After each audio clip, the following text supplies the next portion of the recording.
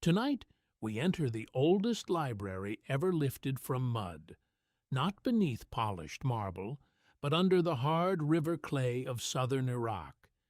In the 19th century, archaeologists working across Mesopotamia began uncovering clay tablets marked with wedge-shaped signs. Later scholars at the British Museum, the University of Pennsylvania, Oxford, and Yale helped read those signs with patient hands and tired eyes. What they found was not only trade, taxes, grain, and kings. They found memories of a world that Sumerian scribes placed before ordinary human history. So, before you get comfortable, take a moment to like the video and subscribe, but only if you genuinely enjoy what I do here. And as the night settles around you, write your location and local time below. It is strange, is it not, to think that people far apart can listen together while an older world slowly opens. You are standing in the warm dark near the Euphrates, where the air smells of wet reeds, river silt, and smoke from distant hearths. The ground is soft at the edges of the marsh. Your sandals press into mud that remembers the feet of fishermen, priests, farmers, scribes, and strangers with baskets on their backs. Above you, the stars appear sharper than they do in any modern city, because there is no electric haze to soften them.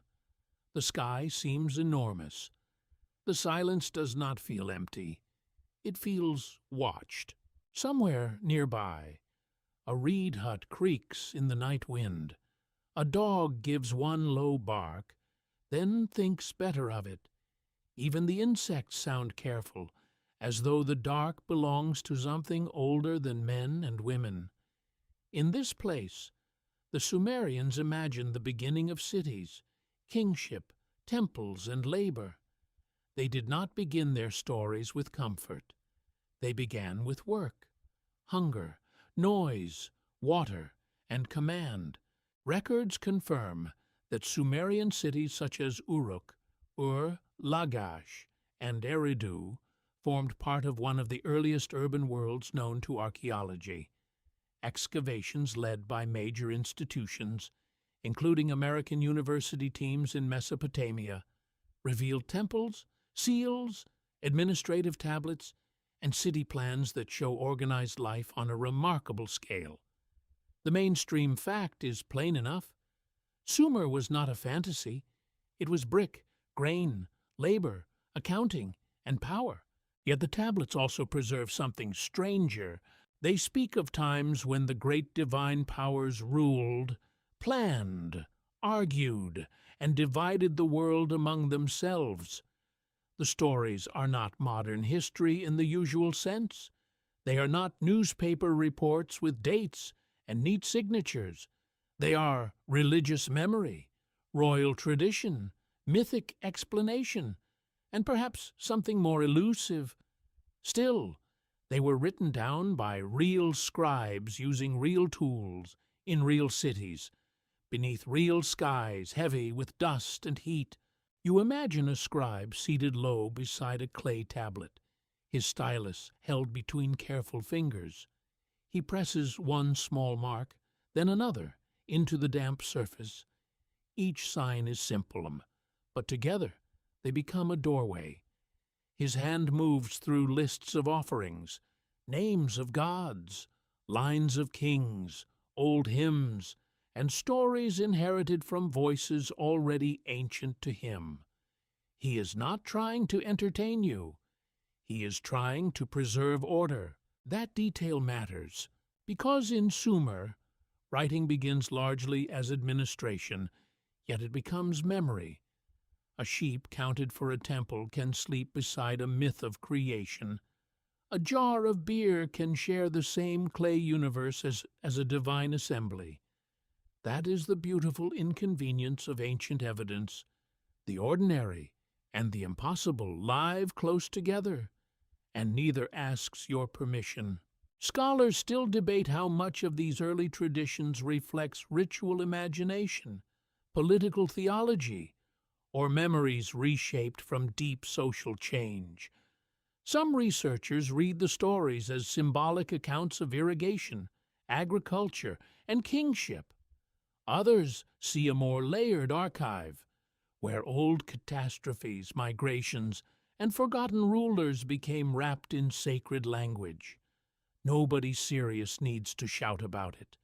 The mystery is quieter than that. It waits inside broken lines. Your mind drifts toward a storeroom full of tablets, stacked like dry leaves from a vanished forest. Some are complete. Some are cracked across the middle.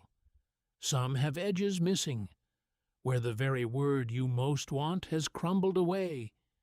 A curator lifts one gently, and centuries of dust seem to pause in the air. The tablet is small enough to hold in one hand, yet it carries a horizon. On that horizon, the Sumerians placed beings who came before human beings carried their full burden. The gods were not vague clouds of light. They had names, roles, tempers, households, rivalries, and responsibilities. They governed the sky, the waters, the earth, the grain, the storms, the decrees of fate and the dark below. They were powerful, but not always peaceful. They were eternal in atmosphere, yet strangely tired in behavior. That is the unsettling part. The old stories often show divine order as strained, divided, and heavy.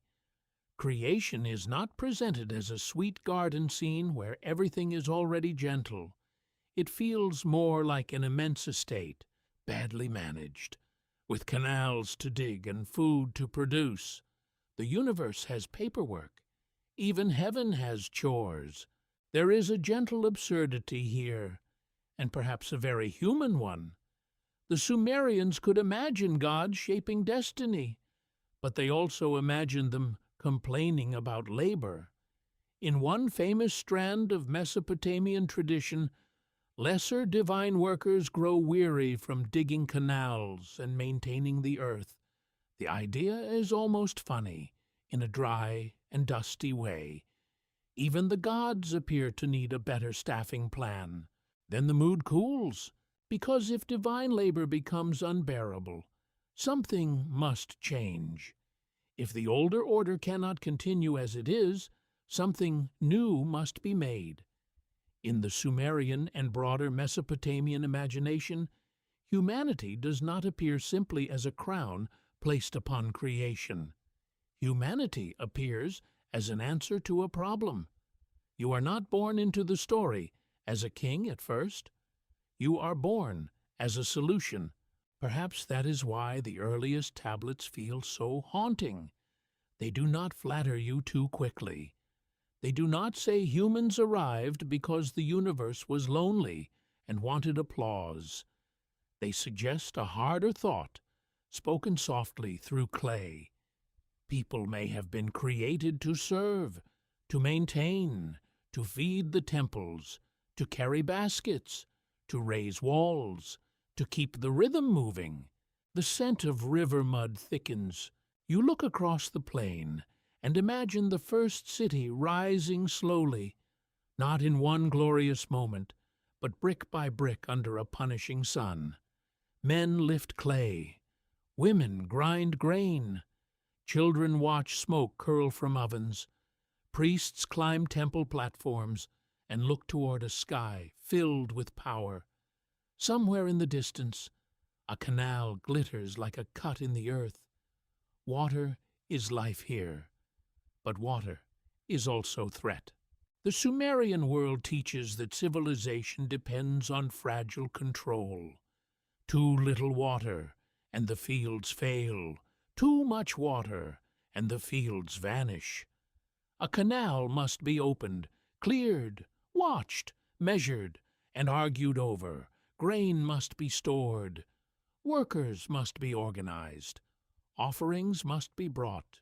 Names must be recorded. The gods must be honored. The king must appear necessary. A quirky fringe tidbit often attached to these records claims that the tablets preserve memories of non-human visitors or a vanished pre-human race. That idea wanders far beyond what archaeology can prove. Still, its popularity reveals something interesting about the tablets themselves. They feel older than comfort. They create room for speculation because they speak so confidently about ages no living witness could have seen. And there, carefully, you hold the line between wonder and evidence. The tablets do not prove a technological civilization before humans. They do reveal that the Sumerians imagined a structured world before human society, ruled by powerful beings, organized by decrees, and burdened by labor. That alone is enough to make the room feel colder. In your ears, the reed marsh becomes a kind of breathing. The night deepens. The tablets wait in their cases, brown and quiet, with little wedge marks catching the museum light. They are not loud objects. They do not glitter. They do not perform. Yet they have survived kings, fires, languages, empires, excavators, wars, and glass cabinets. A civilization speaks through them, but not always directly. It gives you accounts of gods before people, work before worship, power before mercy, and memory before history. It does not hand you a clean answer. It hands you fragments. Perhaps that is the proper beginning. Not certainty, not spectacle, only clay, darkness, and the faint impression that human history may have started in the middle of a much older story. Your mind drifts away from the tablet room and settles over a land without pavement, without engines, without the hard white glare of modern lamps. You find yourself in southern Mesopotamia, where the land lies low and wide, beneath a sky so open it almost feels like another sea. The horizon trembles in the heat. The marshes breathe in green and silver. Date palms stand in quiet ranks, their leaves clicking faintly whenever the wind turns. This is not an empty world. It is crowded with water, birds, reeds, insects, fish, mud, and light. Pelicans drift over the channels. Wild cattle move slowly near the bank. The river carries silt from distant mountains, laying down the skin from which fields and settlements will rise. You smell damp earth, crushed reeds, animal hide, smoke, and the faint sweetness of drying dates. Everything feels alive, but not yet fully human. The earliest Sumerian imagination places power in landscapes like this, not in distant heavens alone, but in rivers, storms, clay, seed, salt, and sky. The world is not merely scenery, it is inhabited meaning. A canal is not just a canal. A storm is not only weather. A field is never simply a field. Each thing has a presence behind it, a will, a name, or a hidden command. Archaeological records confirm that southern Mesopotamia became deeply urban during the 4th and 3rd millennia BC, with Uruk expanding into one of the earliest known cities.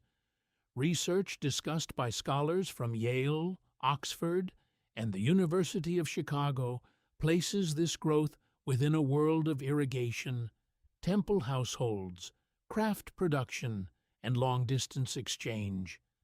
The fact is steady and grounded. Cities did not appear from dreams alone. They emerged from mud, management, and labor, yet the stories imagine an even older arrangement beneath that visible history. The divine powers stand at the beginning, already organized, already possessing authority. They occupy the cosmic offices that humans will later imitate. One governs fresh water, another holds the sky, another shapes storms, Another watches the deep places beneath the earth. Another guards grain, birth, writing, or war. It is a system, not a random crowd. For a moment, it feels as though you are walking through a world that has been assigned to unseen officials. The air has ownership. The river has memory. The soil has obligation. Even silence seems to report to someone. You pause beside a channel at dusk. The mud is cool beneath your feet. Frogs call from the reed beds, and the sound comes in soft, uneven pulses. A bird lifts suddenly and disappears into violet light. Far away, thunder mutters without rain. In the Sumerian mind, such a sound could belong to a divine force moving behind the edge of sight. Nature is not dead matter here. Nature is administration. That may sound strange to modern ears, though modern life is not always less strange. You wake beneath invisible networks, obey glowing screens, and trust systems you rarely see. The Sumerians looked at water, wind, hunger, fertility, disease, and harvest, then imagined a chain of command behind them. Honestly, it is not the most unreasonable thing humans have ever done. A quirky fringe tidbit claims that these divine offices preserve memories of an earlier species or ruling class, one that managed Earth like an estate before people became numerous. That claim lives in speculative books and late-night documentaries, usually with dramatic music and too many stars spinning in the background. Archaeology does not confirm such a race, but the idea clings to the texts because the texts describe a world already managed before humans fully enter the stage. This is where the mystery begins to breathe more slowly. The Sumerians were not merely saying that gods existed. Many ancient cultures said that. They were saying that order existed first, that human life entered an already structured reality. The fields, rivers, powers, offices, duties, and sacred rules were not waiting for human invention. They were already there, already weighty, already old. A number of scholars continue to debate whether these traditions reflect priestly theology, inherited environmental memory, or a poetic model for early political power. Some view the divine hierarchy as a mirror of temple bureaucracy. Others suggest that the stories preserve the emotional experience of people living under unpredictable rivers and strict agricultural demands. The debate remains open, and the uncertainty is useful. It keeps the clay from becoming too neat. You walk farther into the marsh. The reeds rise taller than your shoulders, brushing your arms with thin, dry whispers. Mosquitoes hover. The water glints black under the first stars. Somewhere, a fish breaks the surface with a small liquid sound. You can understand why a people born near these marshes imagined creation as something wet, deep, and half-hidden. In Mesopotamian tradition, fresh water has sacred depth. It is not only drink or irrigation, it is the source under the world, the unseen reservoir from which life and wisdom can emerge. You stand near the edge of that idea, listening to the dark water move. It is easy to feel that something could rise from it. A god, a command, a forgotten name, possibly even a memory older than memory. The night air cools, though the heat remains stored in the mud walls of distant huts. Smoke lifts from cooking fires, thin and blue. People are present, but they feel small against the scale of the landscape. Their voices travel only a little way before the marsh swallows them. The stars take their places with terrible calm. The Sumerians did not imagine humans as the first great fact of the world. That is important. In many of their traditions, humans enter a cosmos already filled with divine work, divine tension, and divine ownership. You are not the first voice in the room. You are someone arriving late, noticing that seats have names, duties have rules, and the oldest decisions have already been made. A soft unease follows that thought, because a world arranged before human arrival does not need to explain itself kindly. It may welcome people, it may use them, it may ignore them, it may ask them to keep the canals clear and the offerings steady. You begin to feel the weight of ancient religion not as superstition, but as atmosphere. It is the feeling of living inside someone else's design. Your fingers brush a reed stem, and it bends without breaking.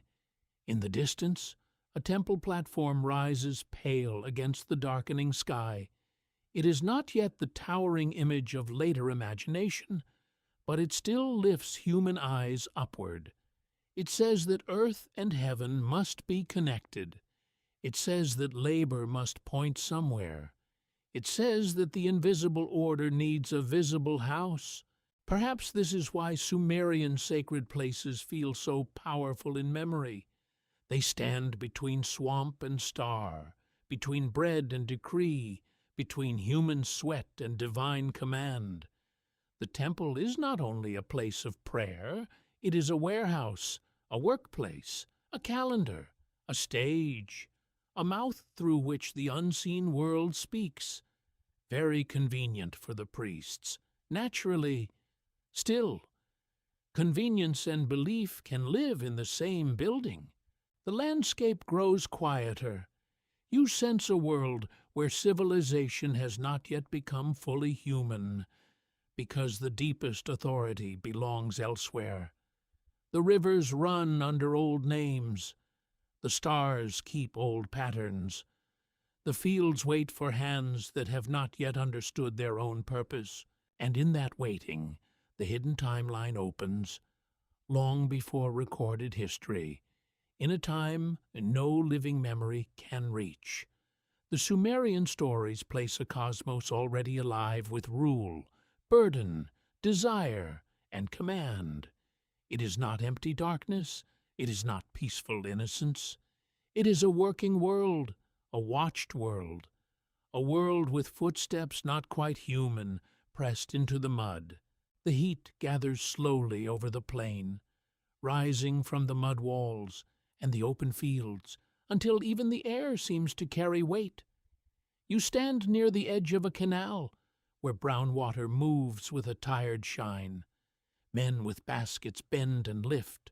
Women pass jars from hand to hand. A child watches from the shade of a reed screen, blinking against the brightness. Somewhere, a donkey complains with perfect ancient timing, as donkeys have always understood drama. Yet in the old Sumerian imagination, this burden does not begin with human backs. The tablets and later Mesopotamian compositions preserve a startling picture of divine labor. Before humans take up the hoe, before they haul clay, before they sweat beside the canals, certain gods themselves are imagined as workers. They dig, carry, maintain, and endure the rough demands of a young world.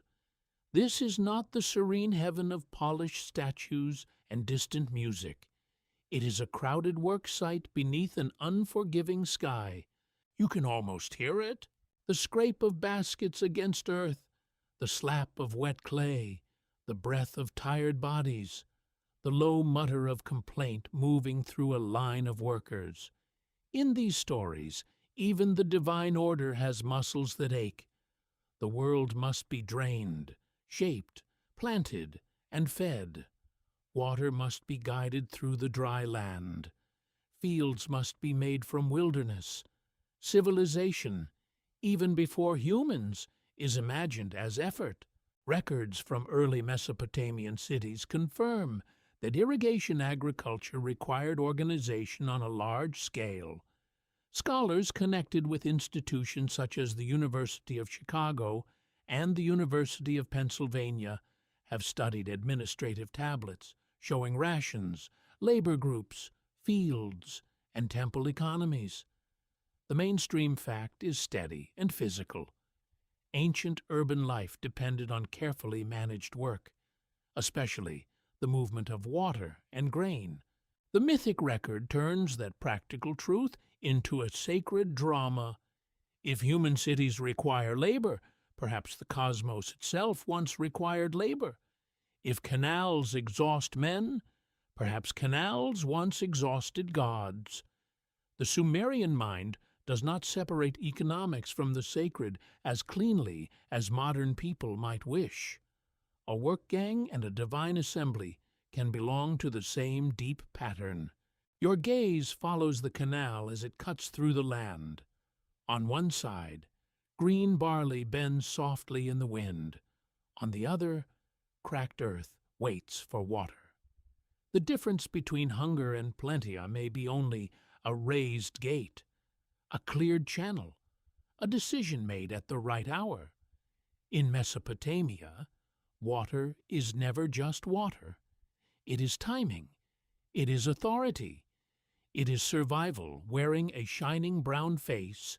The gods who work the earth belong to a story about burdened order. They are not helpless, but they are not carefree. Their power does not protect them from duty. Their senior rulers command from above, while lesser divine figures strain below. The arrangement feels almost political. It has ranks, obligations, resentment, and the slow danger that comes when those beneath the command grow weary. This is where the ancient record becomes quietly unsettling. It suggests that before humanity is created, the world already contains inequality. There are rulers and workers. There are planners and diggers. There are those who decree and those who carry the baskets. The pattern does not begin with human kings. It is imagined as older than humanity itself. That thought lands softly, but it stays.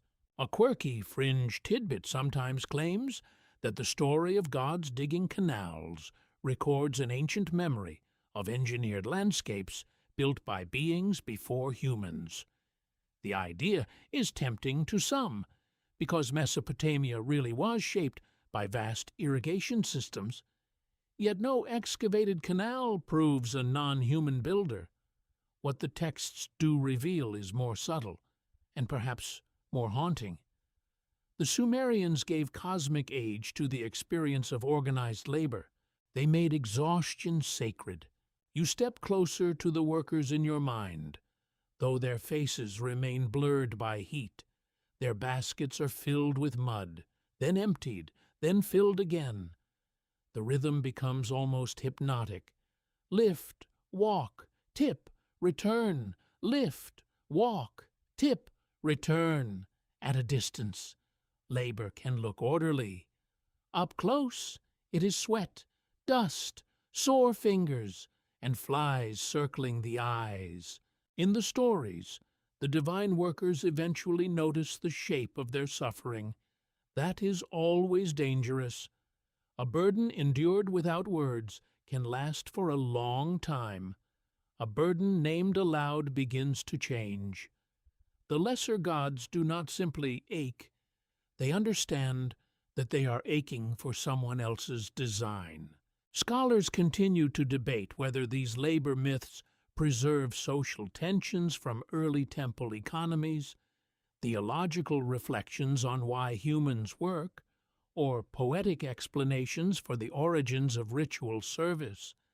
Some researchers see them as mythic mirrors of real workforces managed by powerful institutions. Others caution that religious stories do not translate neatly into historical reports. The debate remains open, and the clay keeps its calm little secrets. The temple rises in the distance, its pale surface bright under the sun. Around it, storage rooms hold grain, oil, wool and tools. Scribes track deliveries, officials assign tasks, priests recite names that make authority feel eternal. This is one of the great accomplishments of civilization, and also one of its old discomforts. It can organize abundance. It can also organize fatigue. You feel the rough handle of a hoe in your palm. The wood has been smoothed by other hands, but it still bites into the skin. The ground resists. Each stroke opens the soil only a little above you. The sun does not hurry. It simply watches, bright and indifferent. In Sumerian thought, human work later becomes part of divine maintenance. Offerings feed the gods, temples house them, songs honor them, fields support their households.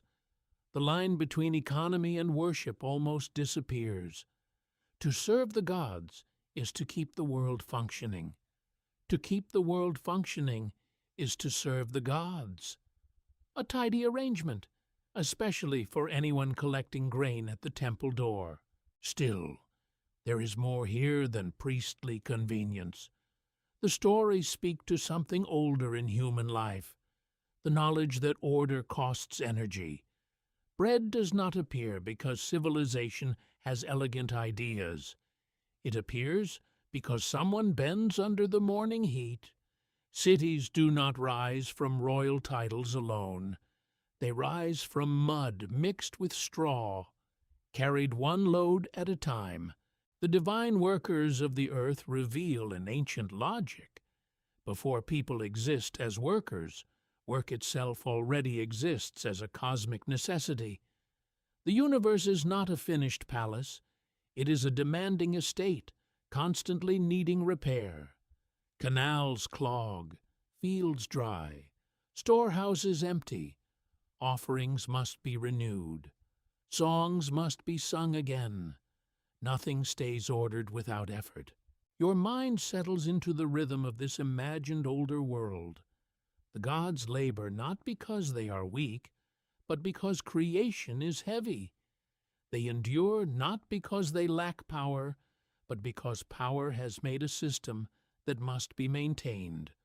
Slowly, quietly, the story turns toward pressure. Pressure in the soil, pressure in the water, pressure in the ranks of heaven. You sense that a breaking point is forming beneath the calm surface. Not yet a storm, not yet open revolt, but a low complaint moving through the divine work gangs like heat through clay. The old order eyes still standing, the canals still run. The rulers still rule from their high places, but the workers are listening to their own weariness. A low sound begins beneath the brightness, not thunder, not river wind, but the private murmur of beings who have carried too much for too long. You stand in the heat of the plain, while the canal bank glows pale and dry. The mud underfoot has cracked at the edges. The baskets are heavy. The work song has faded. Even the flies seem slower, drunk on sunlight and complaint. In the old Mesopotamian accounts, the divine workers do not remain obedient forever. Their exhaustion gathers until it becomes speech, and speech gathers until it becomes refusal. The younger laboring gods, burdened by digging and maintaining the earth, begin to resist the commands of the higher powers. Their suffering is no longer hidden inside muscle and breath. It becomes a crisis in the very structure of creation. This is not a loud rebellion in the modern sense, with banners, slogans, and someone shouting into a bad microphone. It is older, stranger, and more intimate. It begins with the unbearable repetition of labor. It begins when those who serve realize that service has no end. The canal must be cleared again. The field must be watered again. The earth must be shaped again. Again is the cruelest word in any work site. You hear the scrape of tools stop one by one. Silence spreads across the divine work gangs like shade. The rulers above may still expect movement below, but expectation is not obedience. A god lowers his basket, another leaves his tool in the mud. Another turns his face toward the place where command comes from. The gesture is small, but in a sacred story, a small refusal can shake the foundations of the world.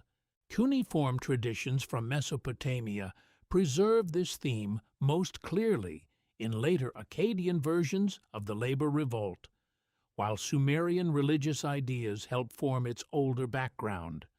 Major scholars working through museum collections and university archives have shown that Mesopotamian literature often moves between Sumerian and Akkadian worlds. The mainstream fact is important. These stories belong to a long scribal culture, copied, adapted, and reimagined across centuries, yet the emotional core remains simple enough to feel in your bones. There is too much work, and someone must answer for it. Your mind moves toward a divine assembly, imagined not as a shining courtroom, but as a tense gathering in thick, warm air. Senior gods sit with authority around them like heavy clothing. Lesser gods crowd near the edges, restless and tired. The smell of smoke, damp clay, and old offerings hangs in the chamber. No one needs to speak loudly. Everyone already knows the problem has arrived. The fascinating part is that the stories do not erase the complaint. They preserve it. They allow divine workers to become dissatisfied. That means ancient scribes could imagine labor unrest not merely among humans, but at the cosmic level. Rebellion was not only a political danger, it was a mythic possibility, built into the memory of how order first became unstable. A council decree would never say it so beautifully, but the tablets do. Power needs workers. Workers grow tired. Tired workers become dangerous. There you have it, the ancient world's most practical theology, written in clay rather than corporate email. One suspects the gods did not offer many wellness days. The quirky fringe tidbit here is that some modern speculative writers treat this rebellion as evidence of a pre-human industrial class, almost like a lost civilization of divine engineers. The idea runs well beyond what archaeology can support. Still, it points toward the unusual force of the myth. It does not describe a lazy paradise. It describes an organized world facing a labor crisis before humanity exists. That is the hidden turn. Human beings are not created in these traditions because everything is peaceful. They appear because peace has failed among higher powers. They are not introduced into a clean beginning, but into the aftermath of tension. The world has already experienced strain. Authority has already been questioned. Work has already become too heavy. Scholars continue to discuss whether this mythic rebellion reflects real social conditions in temple economies, the emotional burden of corvée labor, or theological reasoning about why humans serve the gods. Researchers at institutions such as Yale and Oxford have long treated Mesopotamian texts as layered compositions, where myth, ritual, and society overlap. The debate remains alive because the stories are too rich for only one explanation. You watch the imagined assembly grow still. Perhaps one of the greater gods listens with irritation. Perhaps another feels fear beneath dignity. Perhaps a wiser voice understands that force alone will not restore order. If the laboring gods are compelled forever, rebellion may return. If their work ceases, the world itself may fall into disorder. The canals cannot clear themselves. The fields cannot plant themselves. The cosmic household is hungry, so a solution must be found. But ancient solutions are rarely gentle. They often satisfy one problem by creating another. In this case, the older order seeks relief for divine workers by imagining a new kind of worker, something lower, more fragile, more numerous, and easier to command. Something made from earth, blood, breath, or divine substance, depending on the tradition. Something that can hear orders, carry loads, offer food, and die. You feel the air change. The refusal of the workers is not merely an ending, it is a doorway. The gods stop laboring, and humanity begins to come into view, not yet fully shaped, not yet named in the fields, but already implied by the crisis. The moment a burden is rejected by one class of beings, another class waits to receive it. That is unsettling, because it makes human origin feel less like coronation and more like assignment. The canal water moves slowly past your feet. Its surface holds fragments of sky. You look into it and see no face clearly, only wavering light. That feels appropriate. In these records, humanity is still a reflection forming in disturbed water.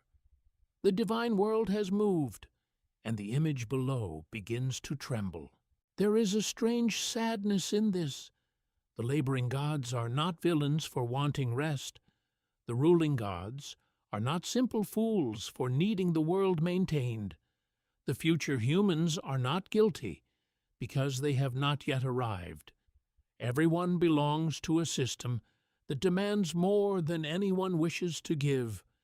Even creation feels trapped inside necessity. For a moment, it feels almost modern. A world of hierarchy, maintenance, exhaustion, and replacement. A world where those above solve pressure below by moving the weight farther down. The ancient scribes could not know your offices, factories, delivery routes, night shifts, or endless little alerts. Yet the rhythm is recognizable.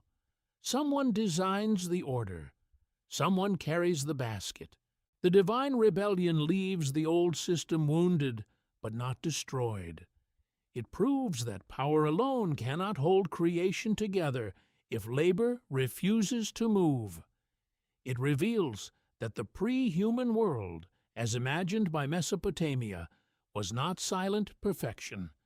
It was a structured order under stress, full of commands, resentment, negotiation, and fear. The sun lowers at last. The heat softens over the canal. Tools lie quiet beside the mud.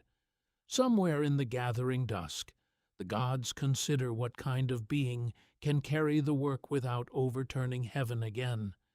The answer is beginning to form in clay, in blood, in breath, and in the uneasy compassion of tired powers.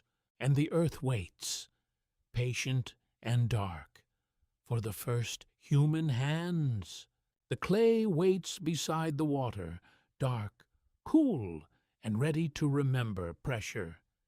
You stand near the riverbank as evening thickens over the marsh, and the world seems to hold its breath. The fields are not empty, yet something is missing from them. The canals need hands, the temples need offerings. The old order needs a creature small enough to command, clever enough to serve, and mortal enough to replace without shaking heaven apart. In the Mesopotamian imagination, humanity enters through this uneasy need. The creation of humans is not always told in one single way. The old traditions shift like water moving through different channels. In some accounts, people are shaped from clay mixed with divine substance. In others, birth goddesses and wise gods take part in the making. The details change, but the central feeling remains. Humanity is fashioned as a response to a cosmic labor problem, and the answer is soft, breathing, vulnerable flesh. You picture a divine workshop, though not one with clean tables and cheerful lamps. It is a shadowed place of damp earth, ritual silence, and difficult choices. The smell of river mud rises heavily. A vessel of water stands nearby. A goddess leans close to the forming clay. A wiser power measures what must be added, not too much, not too little. The new being must obey, but also understand. It must be humble, but useful. That is a delicate recipe. Records from Mesopotamian literature confirm that clay and divine life are central ingredients in several ancient accounts of human origin. Scholars connected with the University of Pennsylvania, Oxford, Yale, and other major centers of cuneiform study have examined these compositions as theology, social memory, and literary art. The mainstream fact is clear. Ancient Mesopotamians repeatedly imagined humans as beings made from earth and connected to divine service. What makes this so powerful is the texture of the idea. Clay is everywhere in southern Mesopotamia. It forms bricks, tablets, bowls, ceilings, ovens, walls, and the very ground underfoot. It can be shaped when wet, hardened by heat, and broken by force. It is humble but not useless. It is ordinary, but capable of carrying words for thousands of years. A human made from clay is not an insult. It is a truth with fingernails. You raise your hand and imagine wet earth pressed against your palm. It receives every line. It records the smallest ridge of skin. Then it dries and keeps the mark. The metaphor is almost too perfect. People are soft enough to be shaped by command, memory, hunger, fear, love, and ritual. Yet they can harden into habit, culture, pride, and law. In these stories, humanity is made to bear labor that the divine workers no longer wish to carry. That does not mean humans are meaningless. Ancient service is not always humiliation. To serve the gods is also to belong within the world's order. Humans feed divine households, sing hymns, build temples, tend fields, bury the dead, pour beer, burn incense, and keep the names alive. They are workers, yes, but also witnesses. Still, the unease remains, because the first human purpose in this line of thought is not freedom. It is function. The new creature enters history already surrounded by tasks. There are canals to maintain, animals to tend, walls to raise, grain to grind, and offerings to prepare. The sunrise does not ask whether anyone feels inspired. It arrives with work in both hands. A quirky fringe tidbit claims that the mixture of clay and divine substance hints at ancient genetic engineering by advanced beings. This idea appears often in speculative circles, usually with dramatic certainty and very few footnotes. Archaeology does not support that conclusion, yet the myth does speak in a strangely biological language, blending earth with something sacred, as though humans are both natural and borrowed. That is the part that lingers. You are clay, but not only clay. You are earth with a rumor inside it. You are mud that has learned to speak, worry, count, worship, and complain about the weather. The Sumerians and their neighbors gave human life a double identity. People belong to the soil, but they also carry a trace of what stands above them. They are low and exalted at once, which is frankly a very human arrangement. Scholars still debate whether these creation accounts explain temple labor, ritual dependence, the mystery of consciousness, or the social duty of ordinary people within early states. Some read the myths as religious justification for organized service. Others see them as profound reflections on human fragility, mortality, and intelligence. The debate continues because the stories refuse to be only one thing. They are practical and poetic at the same time. You see the first humans in your mind, not as perfect figures glowing in golden light, but as bewildered beings opening their eyes in a world already busy. The air smells of mud, sheep, smoke, and damp grain. The sky is immense. The gods are not distant abstractions. Their houses rise above the settlement. Their names are sung by priests. Their needs shape the calendar. A woman lifts a jar from the ground. A man steps into a canal and feels silt close around his ankles. A child hears a hymn before understanding speech. Life begins not in isolation, but inside duty. The newborn human world is already woven into obligation, and yet there is tenderness here. The same hands made for labor can cradle a sleeping infant. The same mouth made for praise can laugh at a neighbor's stubborn goat. The same back bent beneath baskets can straighten under the stars and wonder why anything exists at all. If humans were created to work, they quickly became more than workers.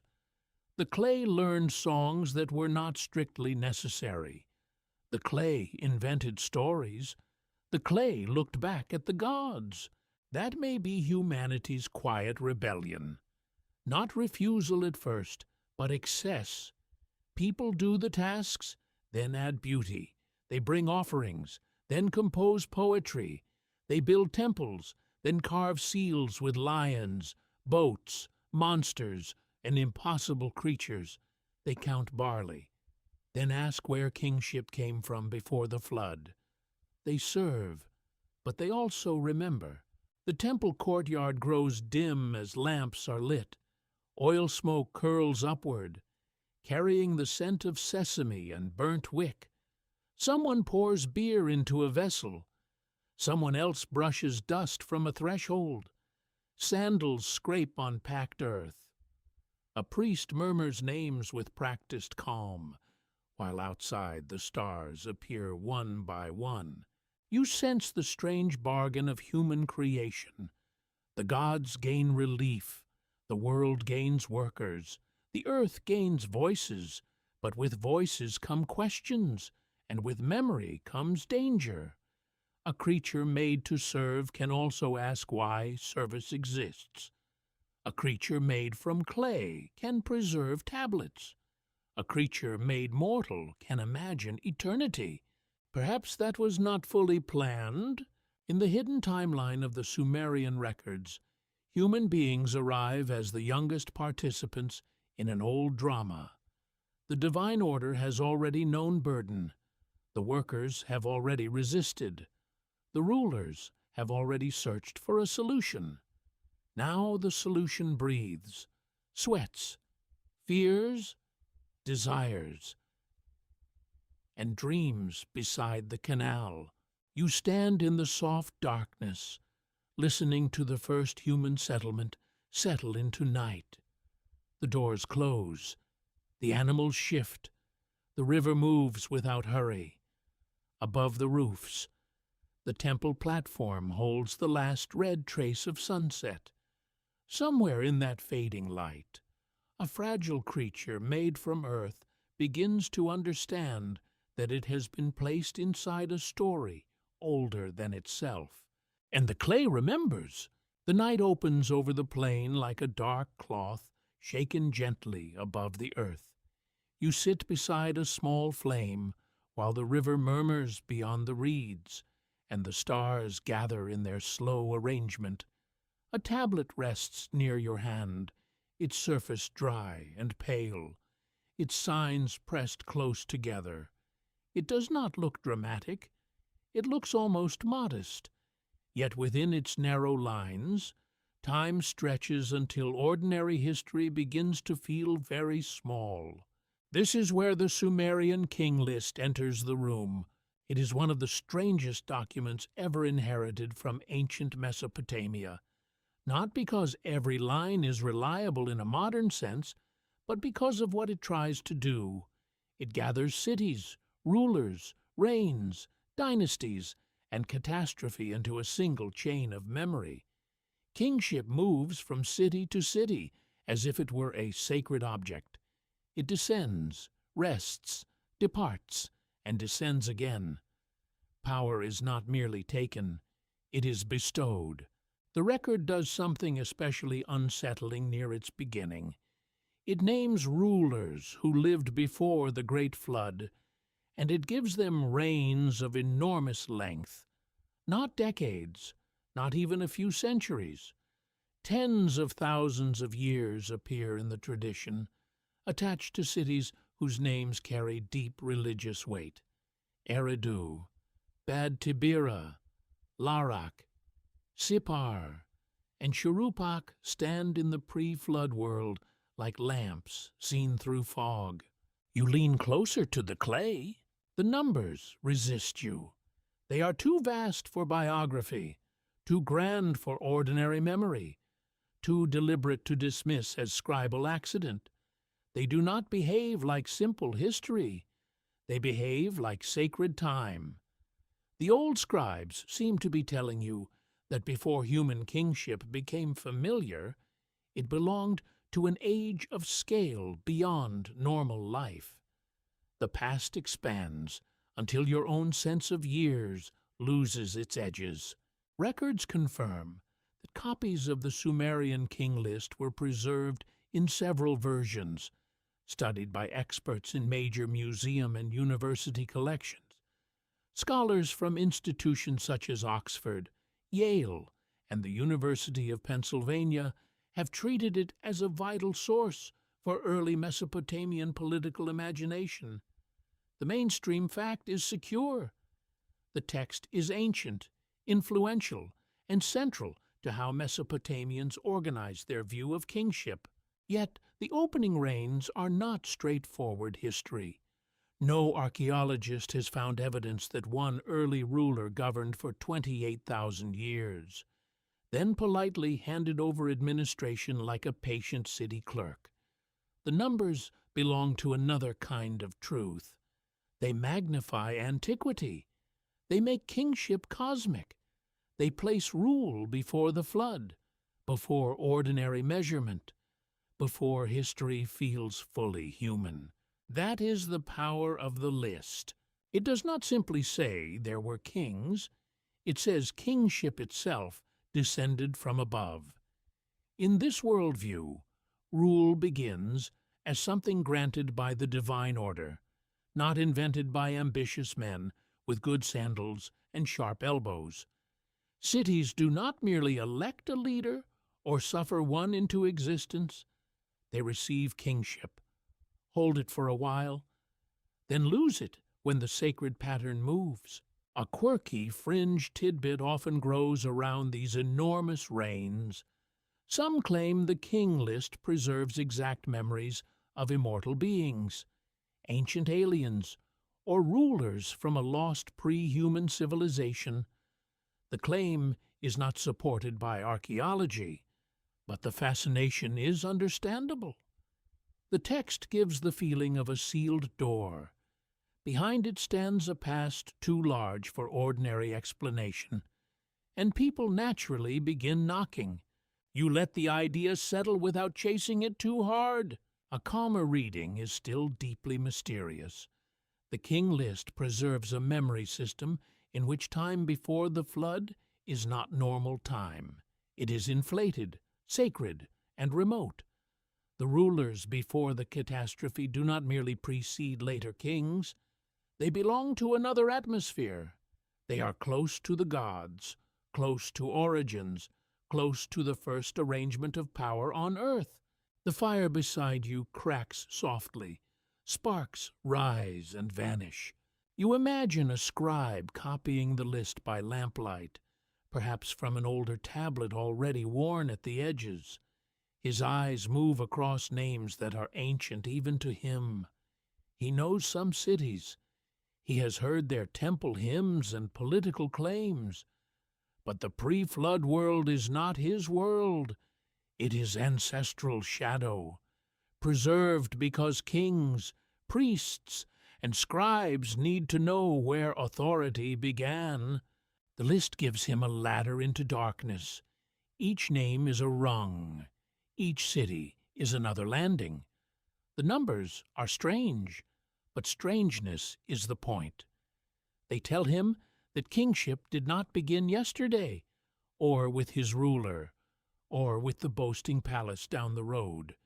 It began in deep time, when the world was arranged by powers higher than human ambition. Scholars still debate whether the king list served mainly as royal propaganda, theological history, literary construction, or a political attempt to unify competing city traditions. Some researchers emphasize its value as ideology, showing how later rulers claimed legitimacy. Others notice that it preserves older city memories under a single pattern. The debate remains open, because the list is both orderly and impossible. That is a lovely ancient inconvenience. It arranges chaos while keeping wonder alive. It gives sequences but not comfort. It offers names but not faces. It presents time but stretches it beyond recognition. You want it to behave like a history textbook. Instead, it behaves like a ceremonial road leading into mist. The pre-flood kings stand along that road without speaking clearly. Alulim of Eridu, Alalngar of Eridu, and Menelwana of Bad Tibira. Names pass like figures seen through reed smoke. Their reigns are immense, their biographies almost absent. This absence is part of their force. They are less like personalities and more like pillars holding up an age. You may wonder what kind of civilization would need such rulers. Not a village with a few huts and a confused goat problem. The list imagines cities, offices, divine sanction, and continuity before the flood. It suggests that order existed in the world before catastrophe divided time, whether mythic, symbolic, political, or all at once. The message is clear. Human society remembers itself as arriving within an already old pattern of rule. The wind shifts, carrying the scent of ash and river grass. Somewhere beyond the darkness, water touches the bank with patient fingers. You feel how easily flood and kingship belong together in this tradition. One gives order, the other erases it. One descends from heaven, the other rises from the deep. Between them lies the fragile ground where humans build. The king list does not describe streets, markets, bedrooms, quarrels, lullabies, or the small daily foolishness that makes people reel. It gives kings and cities instead. Yet behind each name, you can imagine a world of ordinary life spread out beneath impossible numbers. Fires burning, bread baking, boats tied to posts, priests climbing temple stairs, workers clearing canals under a sun that does not care about chronology. If these kings are mythic, they still reveal something historical about imagination. If they are symbolic, they still preserve a memory of sacred authority. If they are political inventions, they still show how deeply Mesopotamians wanted rule to reach beyond one lifetime. A king was strongest when he seemed attached to deep time. Power always enjoys an ancient costume. It looks more respectable that way, and perhaps that is why the pre-flood reigns feel so haunting. They do not prove a hidden civilization in the simple sense. They prove that the Sumerians believed the visible world rested on hidden continuities. Before familiar kings, there were other kings. Before counted years, there were vast years. Before the present city, there were cities swallowed by sacred distance. You look again at the tablet. Small signs, enormous time. The flame lowers, the night becomes cooler. A reed mat rustles behind you as someone turns in sleep. The king list remains awake, carrying its strange sequence through the dark. It does not explain the world before humans with modern clarity. It does something more ancient. It places a crown in the darkness and tells you that rule was already there, waiting, long before memory learned to count like you do. Eridu rises in the mind like a pale shape at the edge of water, half city and half memory.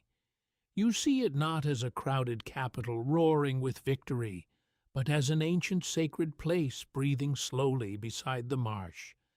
The air is warm and faintly salty. Reeds bend in the wind. Birds move over the channels with long, dark wings. The land feels low, damp, and watchful, as though the earth itself is listening from under the mud. In the Sumerian imagination, Eridu is not merely old, it is first. The Sumerian king list places kingship first at Eridu, where rule descends before passing onward through the pre-flood cities. This matters because ancient people did not treat beginnings lightly. A first city carries a different kind of weight. It is not only a settlement, it is a claim about order, origin, and divine favor. If kingship begins there, then Eridu becomes a doorway between the world of gods and the world of human rule. You walk toward its sacred mound in the copper light of evening. The ground is uneven beneath your feet, layered with broken brick, ash, pottery, and centuries of footsteps. Nothing here arrives cleanly. Every surface seems to hide another surface beneath it. A wall stands where an older wall once stood. A shrine rises where an earlier shrine had already turned to memory. Time is stacked in clay. Records confirm that Eridu, known archaeologically as Tel Abu Shahrain, contains some of the earliest temple levels in southern Mesopotamia. Excavations revealed a long sequence of sacred buildings, rebuilt again and again over many centuries. Scholars associated with institutions such as the University of Chicago, the University of Pennsylvania, and Oxford have treated Eridu as central to understanding early religious development in Mesopotamia. The mainstream fact is beautifully simple. People return to this place for a very long time. That return gives Eridu its dreamlike force. A temple is built, then another replaces it, then another. Each new foundation honors the same sacred gravity. Generations die, but the spot remains chosen. You can almost hear the soft scrape of baskets as workers bring clay for yet another rebuilding, not because the old god has moved, but because the house must be renewed. Eridu was especially associated with the god of deep fresh water, wisdom, craft, and hidden knowledge. In the sacred imagination, this power dwelled in the watery depth beneath the world, the unseen reservoir that nourished creation. The city, therefore, does not stand merely beside marsh water. It stands close to a mystery below things. Its holiness comes from depth, not height. That makes Eridu different from a city of conquest. It does not first enter the story with spears flashing beneath a sunlit wall. It enters through water, wisdom, and foundation. You smell damp clay, fish, reed smoke, and the old sweetness of date syrup warming near a hearth. Somewhere in a courtyard, a priest washes his hands. somewhere else. A potter turns wet earth into a vessel. The whole city feels made from things that remember touch. A quirky fringe tidbit often attaches itself to Eridu because of its reputation as the first city. Some modern speculative writers claim it was a landing place for divine beings, or the headquarters of a pre-human ruling class. The evidence does not prove such claims, yet Eridu's extreme antiquity, sacred status, and link with deep wisdom make it easy for imagination to wander there with a lantern. You do not need the wildest claim to feel the strangeness. The archaeology alone is enough. A sacred place rebuilt through long ages suggests a community returning again and again to the same invisible center. That kind of continuity can feel almost like a message, not a message written in words, but in foundations. The ground says, this mattered. The ground says, they came back. For a moment, it feels as though the first throne is less a chair than a location.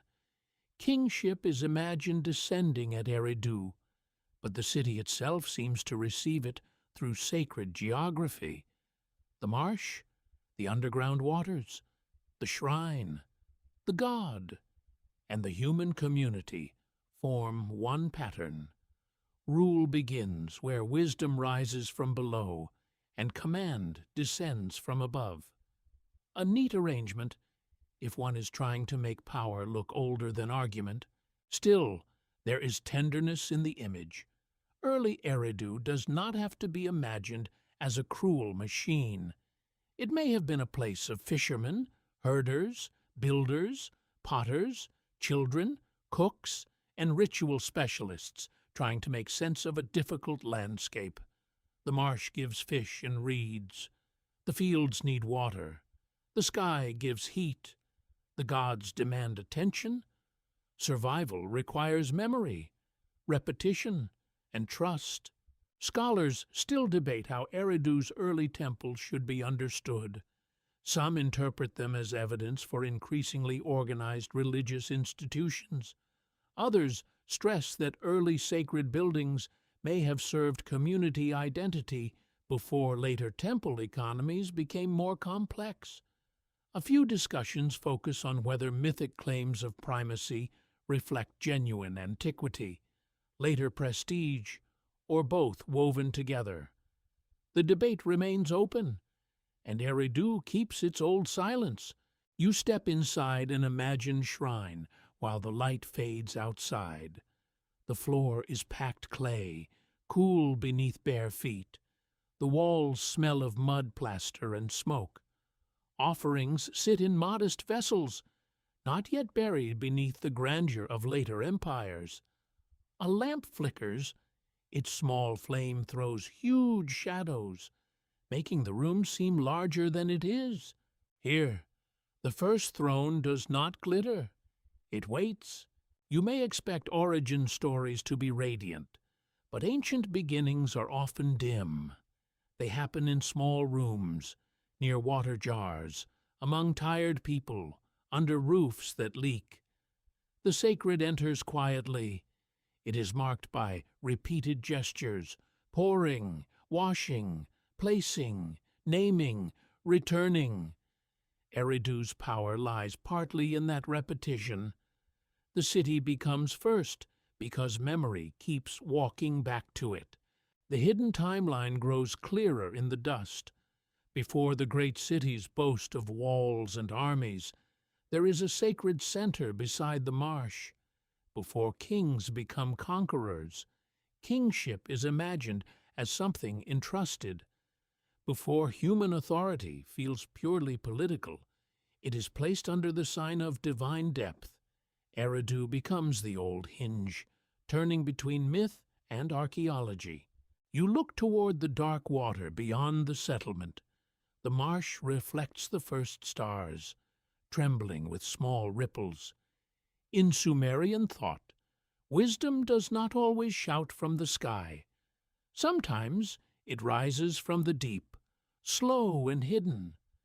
That is a useful thing to remember when people speak too confidently about beginnings.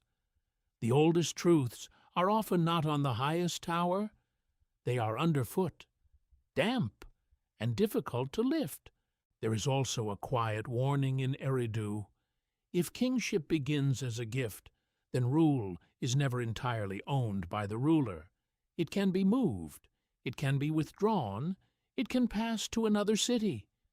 The first throne teaches power that it is temporary. Though power has never been famous for enjoying that lesson, even sacred authority carries the seed of departure. Night settles across the mound. The insects grow louder. A coolness rises from the marsh, touching the skin like a hand. You stand among ruined foundations and imagine all the buildings that once rose here, each one replacing another, each one promising permanence with perishable clay. The promise fails. The place remains. Eridu does not answer the mystery completely. It deepens it. It offers a first city where divine wisdom, water, kingship, and human settlement gather into one ancient knot. It suggests that civilization did not begin only with walls, markets, and commands. It began with a sacred location, patiently rebuilt, where people believed the world below and the world above could meet. And somewhere beneath the darkened earth, the first throne seems less like a lost object than a memory still sitting in the clay. The water darkens under the morning sky, and a thin mist rests over the marsh like breath held close to the earth. You stand beside a quiet channel where reeds lean together, whispering in the first light. The mud is cool beneath your feet. A heron lifts one leg with solemn patience, as though it has been appointed to guard the beginning of wisdom. Even the insects seem to pause before the heat arrives. Across the water, a figure appears in the old imagination. He is not quite God, not quite man, not quite animal. He comes from the deep places, bearing knowledge instead of weapons. His shape changes depending on the tradition that remembers him. Sometimes he seems clothed in fish skin. Sometimes he is simply a sage, a teacher, a bringer of order. The later Mesopotamian world will know figures like these as ancient wise ones, culture bearers who guide humanity toward the arts of civilization. They are often called the seven sages in modern discussions. The number 7 matters in Mesopotamian thought. It carries a feeling of completeness, sacred pattern, and cosmic arrangement. 7 sages before the flood become more than individual teachers. They become a structured memory of instruction, as though humanity did not discover civilization alone, but received it through appointed intermediaries. The idea is gentle and unsettling at the same time. It flatters human learning, but not human independence. You listen to the water tapping softly against a wooden post. Somewhere nearby, fish move beneath the surface with faint silver flashes.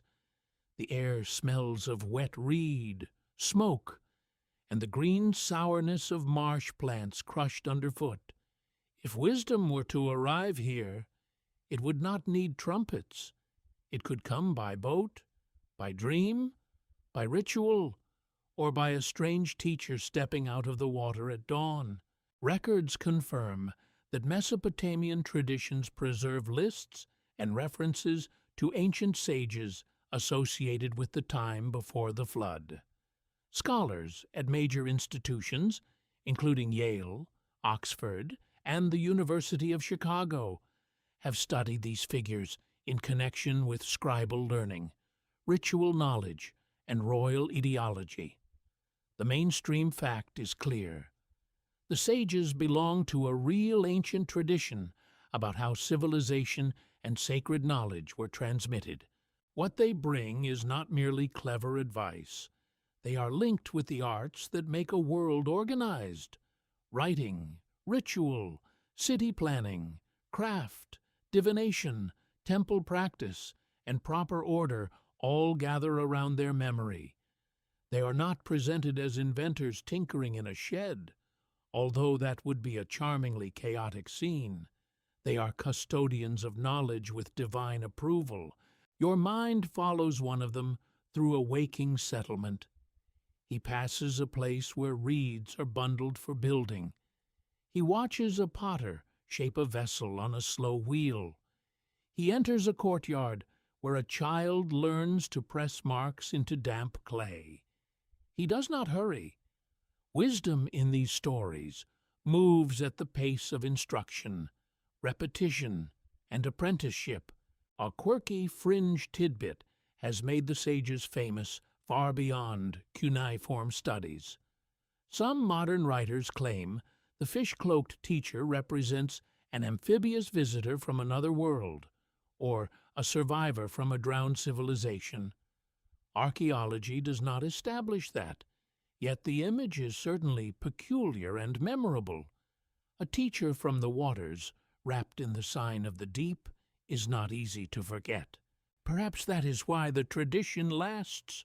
The sages answer a question that sits quietly behind every early civilization. How did people learn so much so quickly? How did villages become cities? Fields become measured estates. Signs become writing. Rituals become calendars. And chiefs become kings. Modern archaeology explains these changes through long processes of settlement, environment, exchange, administration, and invention. The ancient imagination gives that process a face. Not a single face, but 7. Each sage becomes a memory vessel, carrying the idea that knowledge descends into human life through more than ordinary trial and error. A canal can be dug badly many times before it is dug well. A ritual can fail before its right words are fixed. A temple can be placed poorly before a better foundation is chosen. The sages compress such learning into sacred biography. Scholars continue to debate whether these figures represent mythologized priests, ancient scholars, ritual experts, royal advisors, or symbolic beings from the watery realm of wisdom. Some see them as a way for later scribes to claim ancestry from a perfect pre-flood knowledge. Others view them as literary guardians placed between gods and kings. The debate remains open because the sages stand deliberately on a threshold. That threshold is important. They are close enough to humanity to teach, yet distant enough to feel otherworldly. They do not replace human culture. They authorize it. This makes them useful to kings, priests, and scribes, because knowledge becomes more powerful when it appears to come from deep time. A new ritual feels safer if someone can say an ancient sage taught it. A royal court sounds more impressive if its wisdom has a pre-flood pedigree. Ancient branding, really, with better robes. You walk through a schoolroom of the imagination. Young scribes sit with clay tablets on their knees, repeating signs until their wrists ache. The room smells of damp clay, sweat, reed styluses, and old dust. A teacher corrects a mark with dry impatience. Outside, the city hums with animals, traders, servants, and temple workers. Inside, children wrestle with the shapes that will make memory durable. In such a world, the sages are not fantasy decorations. They explain the holiness of learning. Writing is difficult. Ritual is exact. Measurement is powerful. Knowledge can build a city or ruin a field if used badly. To connect learning with ancient semi-divine teachers is to protect it from becoming ordinary. It says, "Be careful." These signs are not just marks. These rules are not just habits. The seven sages also reveal a deeper pattern in the hidden timeline. Before humanity becomes fully settled into its own confidence, it receives instruction from beings placed nearer to origins. Human civilization, in this view, is not self-born. It is tutored. It is guided. It is handed tools and rules by figures who remember a world more ancient than the students they teach. The marsh brightens. Sunlight touches the water in small, trembling pieces. You see why the deep matters here. Water hides what it carries. It reflects the sky while concealing fish, roots, silt, and old things dropped from boats. Wisdom behaves the same way in these traditions. It appears on the surface as instruction, but its source lies underneath, in places ordinary eyes cannot search. A priest may know the ritual words, but who first taught them, a king may command a city, but who first shaped kingship, a scribe may copy a tablet, but who first pressed speech into clay. The sages stand in the gap created by such questions. They do not answer like modern history. They answer like mythic memory, with figures walking out of the deep. There is a calm strangeness in that image. Humanity is young, noisy, and practical, worrying about grain, walls, children, animals, and weather. Then come these older teachers, carrying measured wisdom into the confusion. They do not remove hardship. The canals still clog. The fields still demand sweat. The temples still require offerings, but they give form to the work, and form is one of civilization's quiet miracles. By midday, the mist has vanished. Heat lifts from the mud walls. The reed beds shine harshly under the sun. The teacher from the waters is gone, or perhaps only unseen. Yet the marks remain on clay. The rituals remain in memory. The city remains arranged around inherited knowledge, and you are left with a soft, uneasy thought. Perhaps civilization did not begin when humans first built walls. Perhaps it began when someone older, stranger, or simply more remembered taught people how to make the walls mean something. The air grows heavier as the pre-flood world fills with sound. You stand in a city where the streets are narrow, the walls are sun-baked, and the roofs hold the last gold of evening. Somewhere, grain is being poured into storage jars with a soft, rushing sound. Somewhere else, a copper tool rings against stone. Goats complain in doorways. Children chase one another past reed baskets, already dusty, already loud, already wonderfully inconvenient. This is no empty sacred landscape anymore. The world before the deluge becomes a place of kingship, ritual, work, appetite, ambition, and noise. The old stories place power in cities, and cities are never quiet for long. They breathe through doors, ovens, courtyards, workshops, shrines, and market lanes. They gather human need until it becomes almost musical.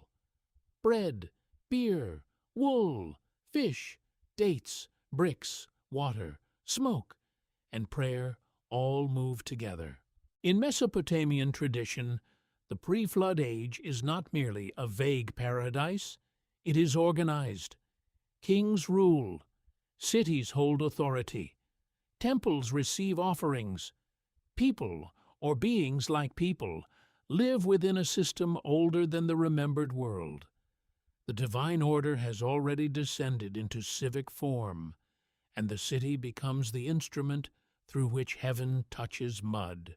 You walk under a low doorway into a courtyard where women grind grain by hand.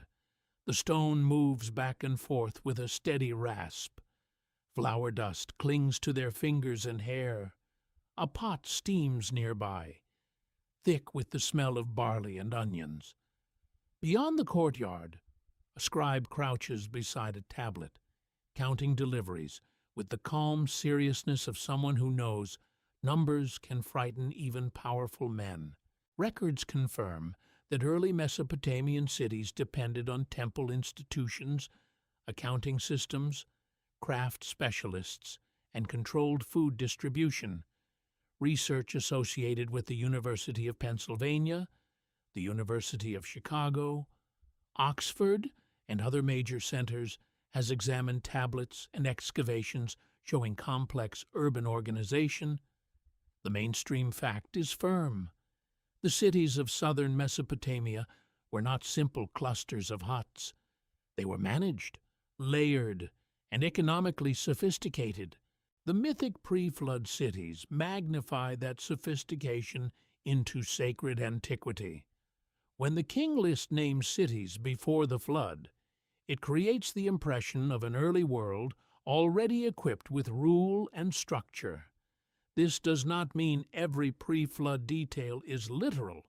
It means that ancient scribes imagined civilization as something with roots buried far deeper than ordinary memory.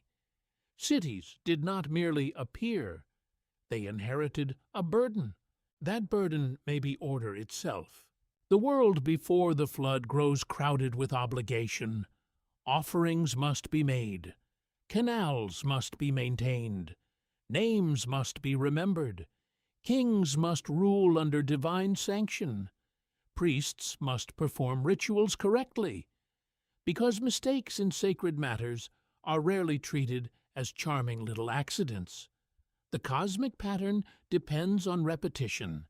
Each day must resemble the day before, or everything begins to tremble. For a moment, it feels as though the city is a loom. Every person is a thread, pulled through work, hunger, worship, duty, and sleep. The gods sit above the pattern. The king holds part of the frame. The temple ties the knots.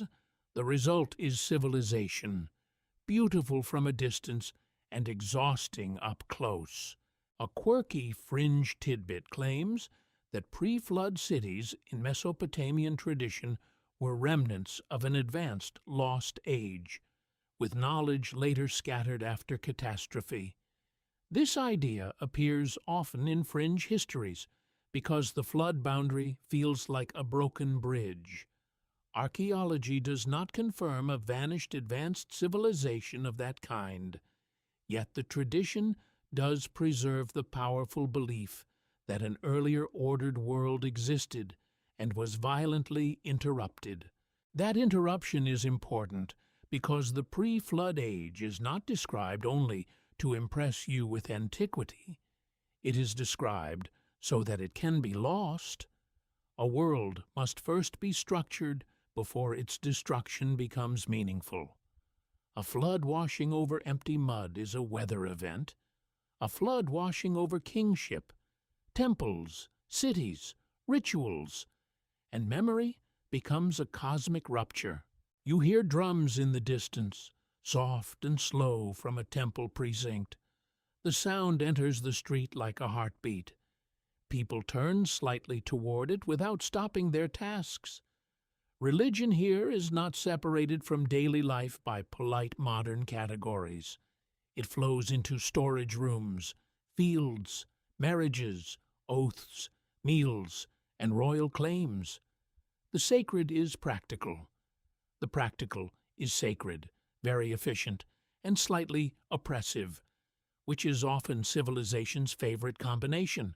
Scholars continue to debate whether the pre-flood traditions encode memories of real floods in southern Mesopotamia, literary patterns shared across ancient Near Eastern cultures, or theological reflections on why civilizations fail. Some researchers compare flood deposits and settlement changes. Others focus on the way scribes used catastrophe to divide mythic time from historical time.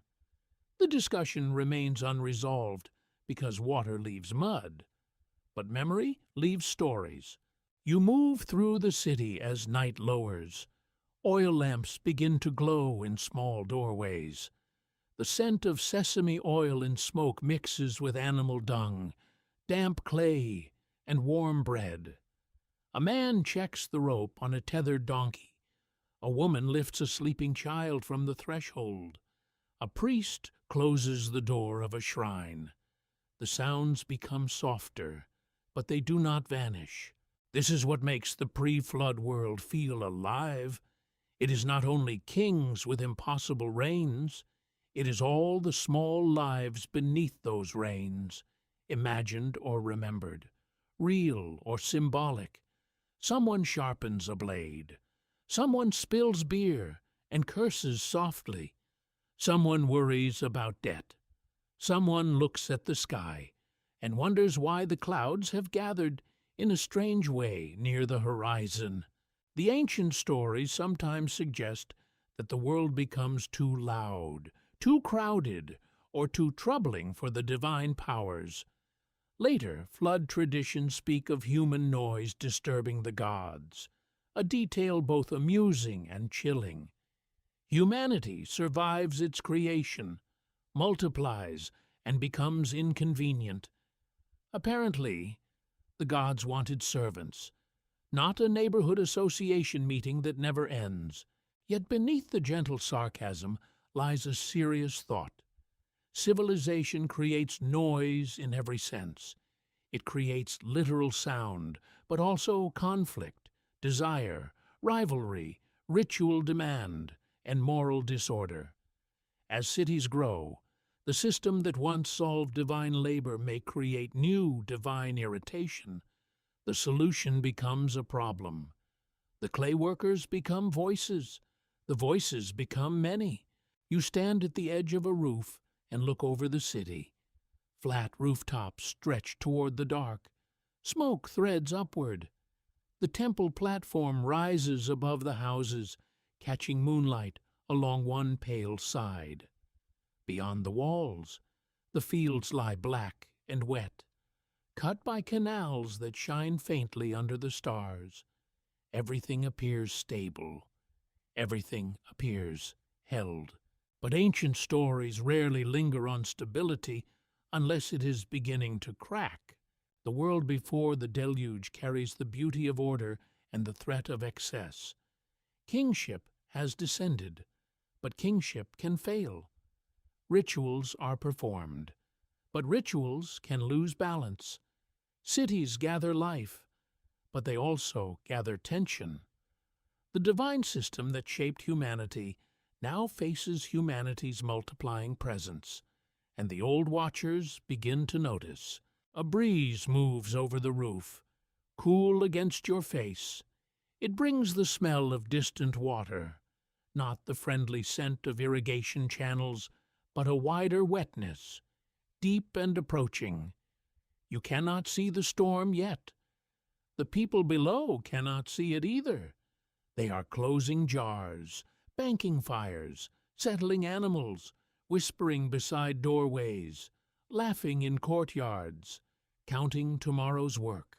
The pre-flood world continues under the stars, busy and confident, as every world feels before it learns how fragile it has always been. The first warning does not arrive as a shout. It comes softly, like water touching reeds in the dark, like a small sound heard just before sleep takes hold. You are inside a city near the river, where night has lowered itself over roofs, courtyards, animals, and quiet clay walls. The heat of the day still lingers in the bricks. A lamp flickers beside a bed.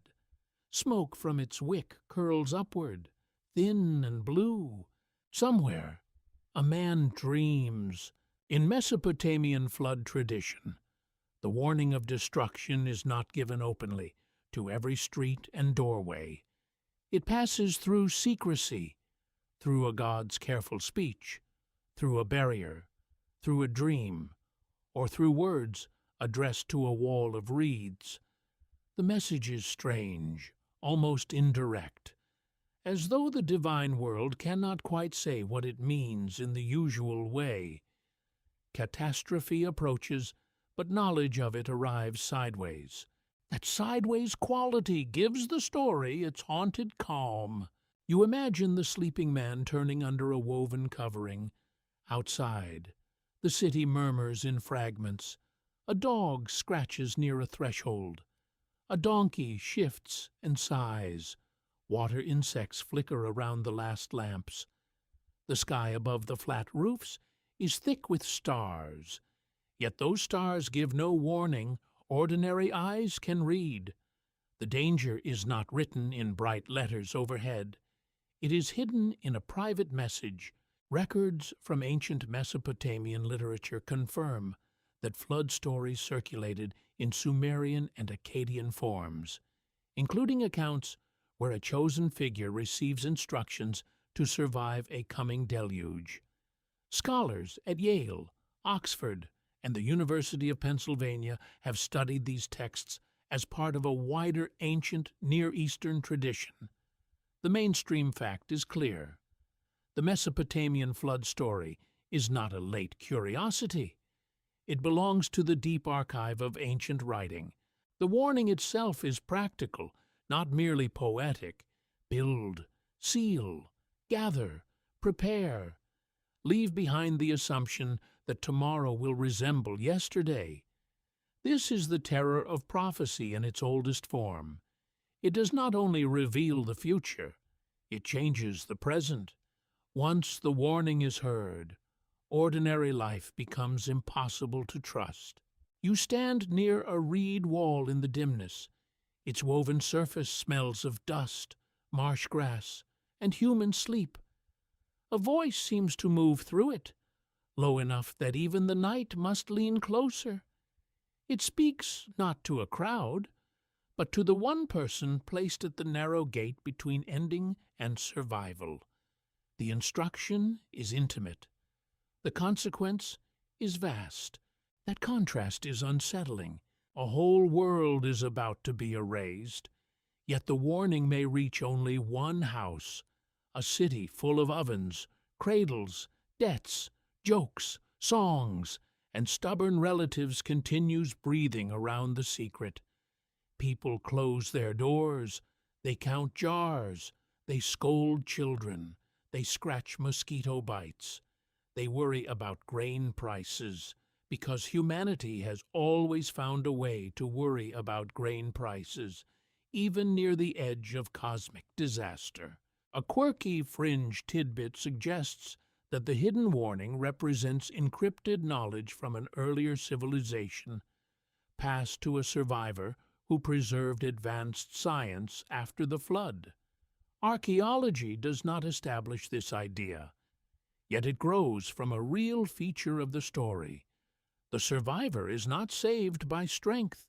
He is saved by information. Knowledge becomes the vessel before the vessel is built. You feel the quiet force of that. In these traditions, survival begins with hearing correctly. Not everyone hears, not everyone believes, not everyone understands that the old order has already been judged. The chosen figure is not merely lucky, he is receptive. He listens when the warning comes wrapped in strangeness. Scholars continue to debate whether the Mesopotamian flood traditions reflect memories of regional river floods, theological reflections on divine decision-making, or literary patterns about renewal after destruction. Some researchers point to real flood layers found at certain ancient sites, though these do not show one universal event. Others focus on the story's moral and ritual meaning. The debate remains alive because the flood is both mud and metaphor. Inside the warning, there is a moral difficulty. Why save one and not all? Why whisper instead of proclaiming from the sky? Why allow a city to sleep beneath approaching water? Ancient texts do not always soothe such questions. They leave them in the room, sitting quietly beside the lamp. You may look at them for a while. They will not blink first. Perhaps the hidden warning suggests that divine order itself is divided. One power decrees destruction, while another preserves a remnant. The gods are not shown as a single simple will. They argue, conceal, regret, and maneuver. This gives the story emotional depth. It also makes the universe feel less comfortable. If heaven disagrees with itself, earth must live inside that disagreement. You hear wood creak in the dreamer's house. His eyes open. For a moment, he does not move. The dream remains around him like a second darkness. Then fear enters slowly, not as panic, but as recognition. Something has been told to him that cannot be untold. The city is still sleeping, yet his world has already ended. The instructions begin to take shape in his mind. A boat must be built, though the land still looks ordinary. Pitch must seal its seams. Family must be gathered. Animals, craftsmen, stores, and precious things must be brought aboard, depending on the version remembered. Such preparations will look foolish to neighbors. That is one of catastrophe's little cruelties. The prepared person often appears ridiculous until it is too late. The scent of bitumen rises in the imagination, sharp and heavy. Men heat it until it softens. It clings to wood and reed, black and shining. Hands become stained. Clothing absorbs the smell.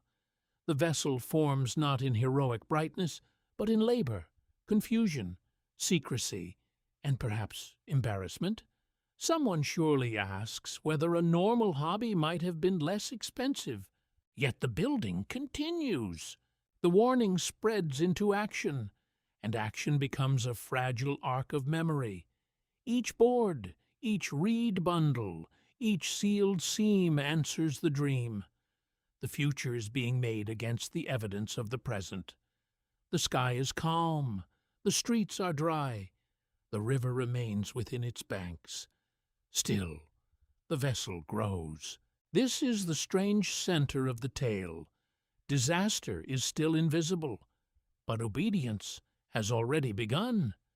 The old world continues around the survivor, while a new world is quietly prepared inside it. There is no great trumpet, no public explanation, no final city meeting where everyone receives helpful pamphlets. There is only hidden knowledge moving through one life into wood, pitch, and fear. You stand outside as dawn begins to pale the eastern sky. Roosters call. Smoke rises from breakfast fires. The city wakes with no understanding of what has shifted in the night. Bakers knead dough. Children rub their eyes. Workers move toward canals with tools on their shoulders. Priests open temple doors. The ordinary morning returns with heartbreaking confidence.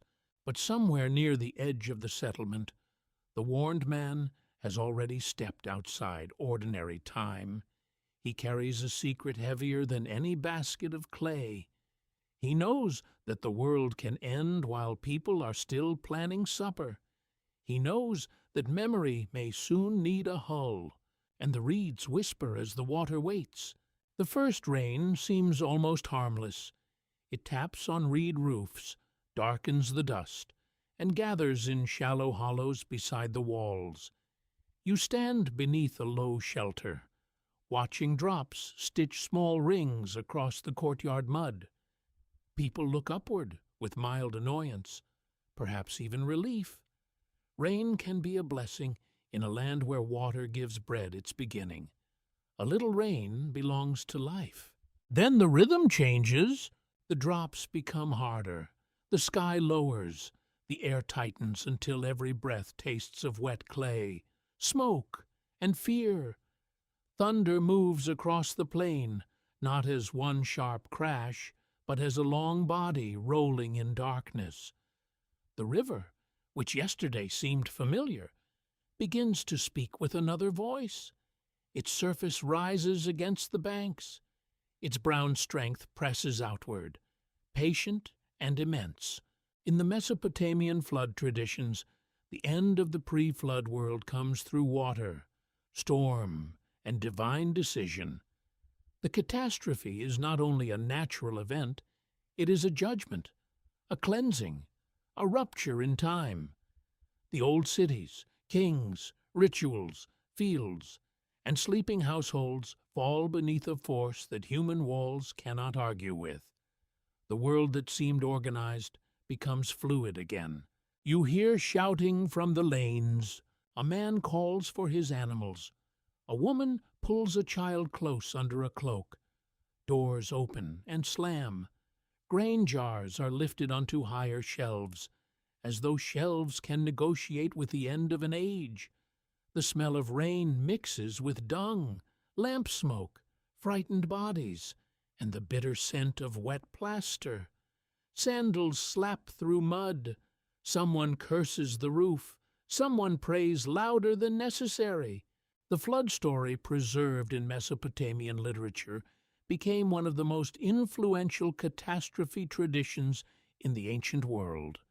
Major museum collections and university research programs, including work connected with the British Museum, Yale, Oxford, and American cuneiform scholarship, have treated these tablets as crucial evidence for early ideas about destruction and renewal. The mainstream fact is steady. The Mesopotamian flood account stands among humanity's oldest written stories of world-ending water. Yet the tablets do not reduce the flood to weather. They make it cosmic. The storm is not merely falling from above. The deep seems to open from below. Waters join across boundaries that normally keep creation stable. Sky and earth lose their old agreement.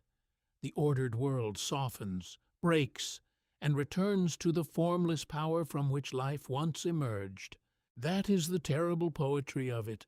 Water creates the fields, but water also erases them. Water carries boats, but water can lift them over rooftops. Water fills canals by human design, then ignores every boundary human hands have drawn. The same element that made civilization possible becomes the element that proves civilization temporary.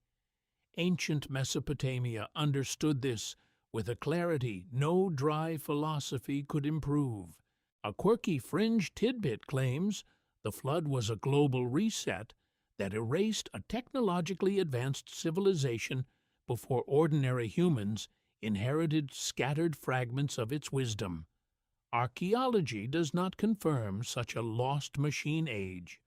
Still, the idea clings to the story because the flood feels like more than damage.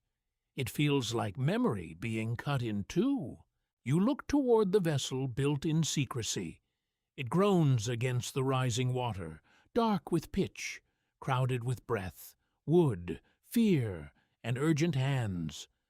The survivor and those gathered with him cross a threshold that no one can cross twice. Behind them is the city. Before them is water without streets. The old map dissolves beneath them. The door closes. Outside, the storm continues. The shortness of that moment is almost unbearable. A closed door is a simple thing, a piece of wood, a seal, a boundary. Yet in the story, it separates memory from oblivion. On one side, the remnant. On the other, the world that will become silt, silence, and fragments. Scholars continue to debate how much the flood traditions preserve memories of severe regional flooding in Mesopotamia, how much they belong to older mythic patterns, and how scribes use them to explain the renewal of kingship. Some point toward excavated flood layers at ancient sites, though these layers differ in date and scale. Others emphasize literary structure and theology. The debate remains unresolved, and perhaps it should remain careful. The storm does not care about debates. It climbs the walls, it fills courtyards, it takes baskets, stools, roof beams, and the small objects that make a household feel permanent. A child's toy of baked clay vanishes beneath brown water. A storage jar tips and rolls away. The painted edge of a shrine disappears. The city becomes a pattern under the surface. Then, not even that. You feel the vessel lift. At first, it shudders like an animal resisting sleep. Then the ground lets go. The familiar weight of earth beneath the feet is replaced by motion. The boat rises on water that has swallowed roads, fields, thresholds, and names. Inside, people listen to the storm strike the hull. Animals shift in darkness. Someone vomits from fear or movement. Someone whispers a prayer until the words lose shape.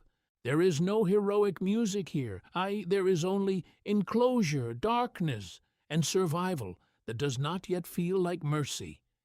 The air inside is thick with pitch, wool, breath, grain, wet wood, and animal heat. Every sound is too close. Every silence is worse. The saved do not yet know what kind of world remains. They only know the old one is being taken from them. In some traditions, even the gods grow afraid of the flood's violence. This is an extraordinary detail.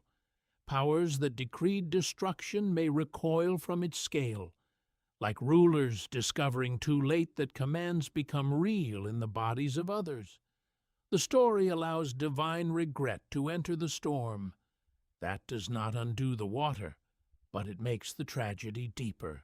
Perhaps this is why the flood never feels like a simple punishment. It feels excessive, fearful, and mourned even by those who permitted it. The old system has failed, but its ending is not clean. Nothing about mass erasure can be clean. The flood washes, but it also stains memory forever. You watch days lose their names inside rain. There is no morning in the usual sense, only dimness becoming slightly less dim. There is no evening, only darkness thickening around the same fear. The boat moves over a world without landmarks. Hills, houses, fields, and temple platforms vanish beneath one restless skin of water. The sky and the deep seem to have become one substance. The hidden timeline breaks here.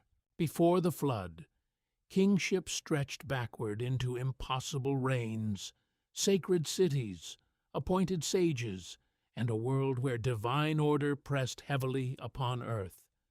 During the flood, that sequence is cut. The tablets do not let the older age continue comfortably into later history. They place a watery wound between what was and what can be remembered. That wound matters more than any single number. It tells you that civilization is not guaranteed by age, wisdom, kings, temples, or divine origin. A world can be ancient and still end. A system can be sacred and still collapse. A city can be first, powerful, and beloved, then become mud beneath another layer of mud. At last, the rain begins to soften. The pounding lessens into a weary hiss. The vessel drifts in a silence so complete it feels unnatural. No market cry, no grinding stone, no temple drum, no donkey performing its ancient public complaints. Only water touching wood, and breath returning cautiously to those who have survived. You stand within that silence and understand why the story endured. It is not only about death, it is about the terrifying gap after an ending, when survival has happened, but meaning has not yet returned. The old world lies below. The new one has not yet spoken. Between them floats a sealed memory, waiting for dry ground, and beneath the quiet water, the erased civilization becomes a secret held in clay, silt, and the sleep of drowned names. The waters fall without celebration. They lower themselves from walls, trees, mounds, and broken roofs, leaving behind a skin of mud that shines in the dull morning light. You stand on ground that does not yet trust itself. It pulls at the feet. It smells of silt, wet wood, dead reeds, opened earth, and the sour breath of things uncovered too suddenly. The sky is pale, washed clean, and almost empty. Silence has changed its shape. The silence before disaster is full of ordinary life waiting to resume. This silence is different. It has no promise inside it yet. It lies across the plain where streets have lost their edges, fields have lost their boundaries, and houses have become low shapes beneath the mud. A jar neck sticks out of the ground. A roof beam lies twisted among reeds. A broken seal impression rests near your foot, its owner unnamed. The surviving vessel has come to rest somewhere beyond the familiar map. The ancient accounts place the remnant at the edge of a world made raw again. The water has withdrawn, but it has not returned what it took. It leaves deposits, fragments, and difficult mercy. Survival is present. Yes, comfort is not. You breathe carefully. In Mesopotamian tradition, the end of the flood does not simply restore normal life. It begins the problem of return. Food must be offered. The gods must be approached. The living must learn whether the divine powers still accept them. The earth must be inhabited again, although it now feels like a place that has revealed its violence. The survivor steps out, not as a triumphant hero, but as someone who carries the weight of memory. Records confirm that Mesopotamian flood stories include sacrifice after survival, followed by renewed arrangements between gods and humanity. Scholars from major universities and museum collections have studied these scenes as part of ancient reflections on catastrophe, ritual, and social renewal. The mainstream fact is clear enough. The story does not end with escape. It moves toward rebuilding order through offerings, decisions, and changed relationships. You see smoke rising in the washed air. A small fire is made on damp ground. It resists at first, coughing and smoking, then catches with fragile warmth. Something is offered, not because abundance has returned, but because relationship must be restored. The scent rises, fat, grain, smoke, perhaps cedar or reed, carried upward through air, still smelling of floodwater. In the story, the gods gather around the offering. Hunger, regret, relief, and anger move through the divine assembly. That detail feels almost uncomfortable. The gods who sent destruction are also drawn by the smell of sacrifice. It is a reminder that the old system has not vanished. It has been wounded, frightened, and rearranged, but it still exists. Humanity survives, and divine need survives with it. The relationship continues, although it can no longer be innocent. A quirky fringe tidbit claims that the survivor's sacrifice marks the restart of civilization under strict control by beings who preserved selected humans. The archaeological evidence does not support such a literal management program. Still, the story does imagine survival as selective, fragile, and dependent on instructions from powers beyond ordinary human reach. That alone gives it a faintly unsettling aftertaste. You walk across the mud where a field once lay. Your foot presses down, and water seeps into the print. A few stalks of broken barley lie flat, pointing in the same direction as the retreating current. The irrigation banks are ruined. The channels are clogged. The careful human lines drawn across the earth have been blurred by one overwhelming hand. The world must be measured again. This is where civilization begins, not as discovery, but as repair. Someone must clear the canals. Someone must find seed grain. Someone must gather surviving animals. Someone must mark where a house can stand without sinking. Someone must remember the names of the dead, or decide which names can no longer be carried. The new world is not new because it is clean. It is new because it has lost too much. Scholars continue to debate how the flood boundary functioned in Mesopotamian thought. Some view it as a mythic separation between remote sacred time and more ordinary dynastic memory. Others see it as a way to explain the vulnerability of cities built on floodplains. Still others study how later scribes used catastrophe to reset kingship and divine order.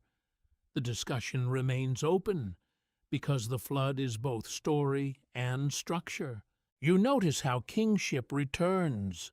In the kingless tradition, after the flood has swept over the land, kingship descends again. The phrase carries enormous weight. It means rule was not invented from human panic alone. It comes back as a sacred institution, renewed from above, yet marked by interruption.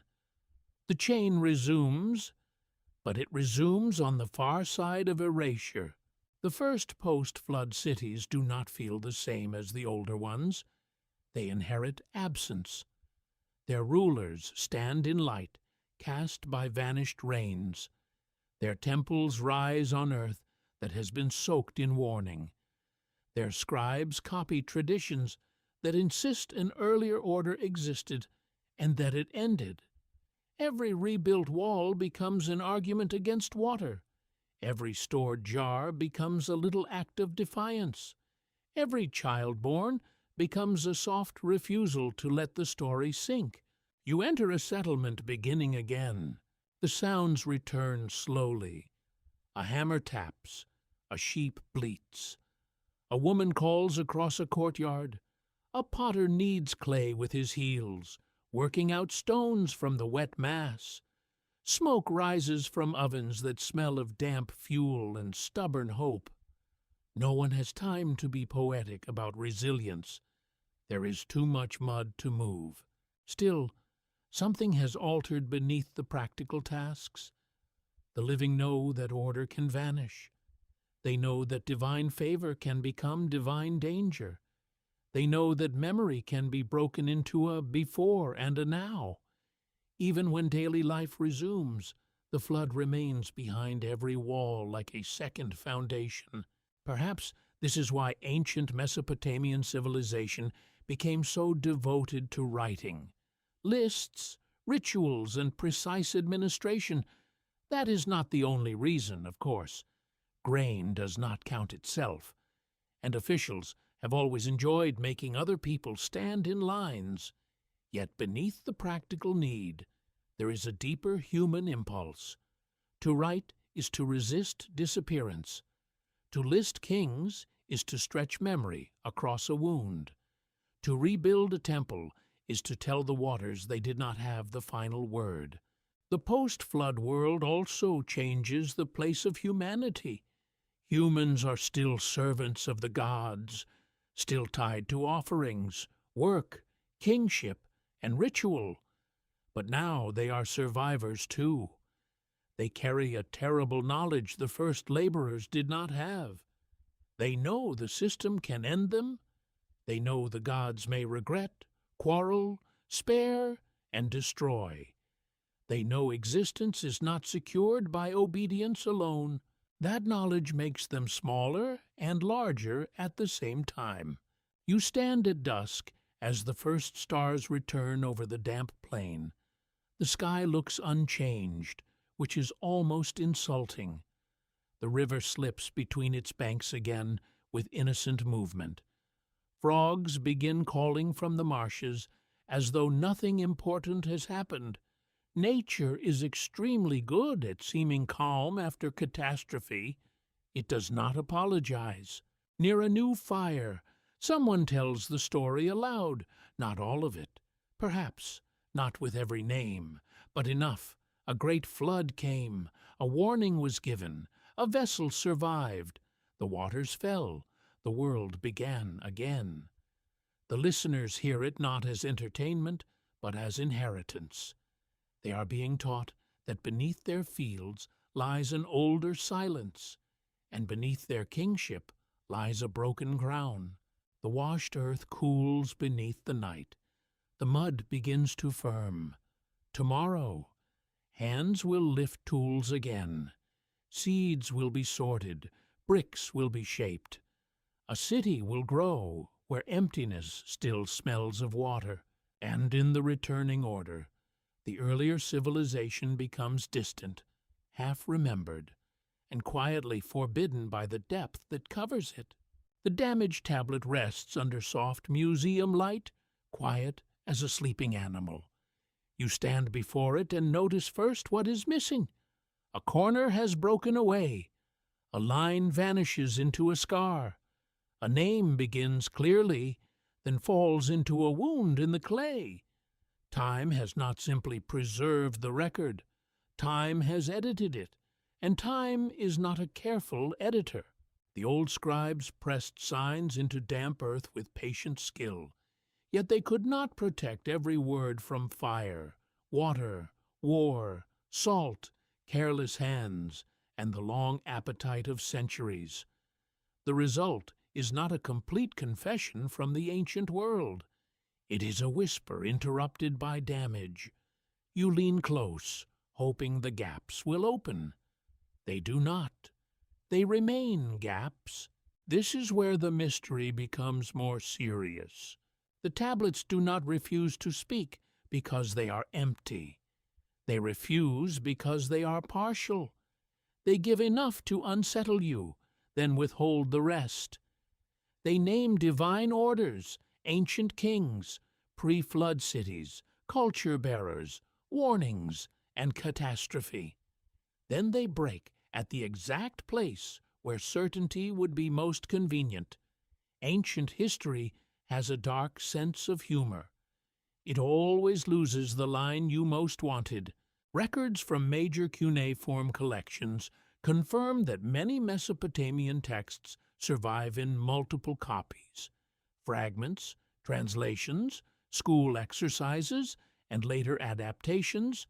Scholars at Yale, Oxford, the University of Pennsylvania, and the University of Chicago often reconstruct compositions by comparing broken tablets from different sites and periods. The mainstream fact is simple, but humbling. What survives is not the whole library of Sumerian memory. You breathe in the faint smell of dust, stone, and polished floors. The museum is clean, controlled, and cool, but the tablet carries another climate inside it: heat, mud, smoke, fingers, a reed stylus, a scribe bending low while flies gather near the lamp. The object in front of you belongs to both worlds, the ancient room where it was made, and the modern room where it is studied. That double life creates uncertainty. A tablet may preserve an old tradition, but the copy itself may be much later. A story may have Sumerian roots, yet survive in Akkadian form. A royal list may organize memory, but also reshape it for political purpose. A myth may contain social truth without offering literal chronology. The clay speaks, yes, but always through layers.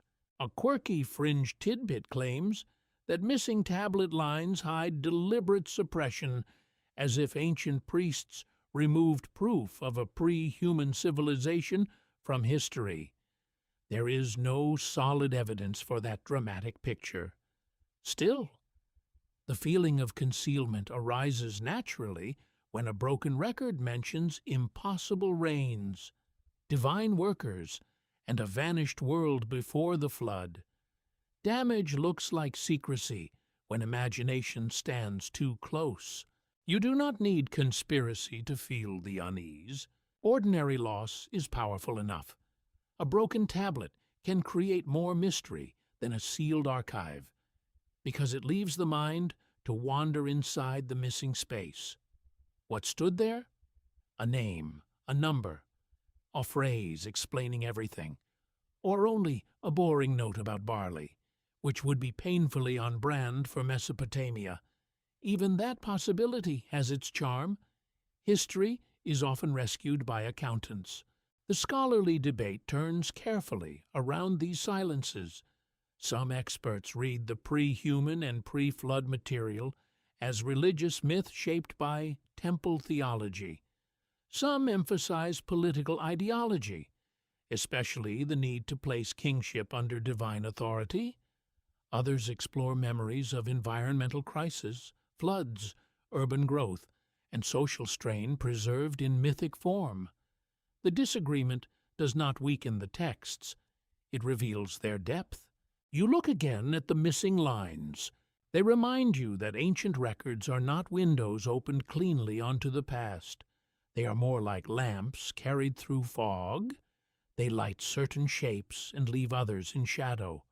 Eridu appears, the flood appears, kingship descends, the gods labor. Humans are made. Sages teach. Water erases. But the exact meaning of the whole pattern remains just beyond reach. Perhaps that is why the tablets have survived not only as evidence, but as invitation. They ask you to reconstruct, but they punish arrogance. They reward attention, but not certainty. A historian must follow grammar, stratigraphy, context, comparison, and caution. A storyteller must follow atmosphere, rhythm, and human fear. Between them, the ancient world begins to breathe, though never entirely in the open. Your fingers do not touch the glass. Still, you imagine the clay's surface beneath your skin. It would feel dry, faintly rough, and lighter than its burden. Each wedge mark is a decision made by a hand that is gone. That hand did not write for modern theories, late-night speculation, or comfortable documentaries. It wrote within a living system of temples, rulers, schools, and gods. Its world was not trying to be mysterious. It was trying to remain ordered. That is an important thought.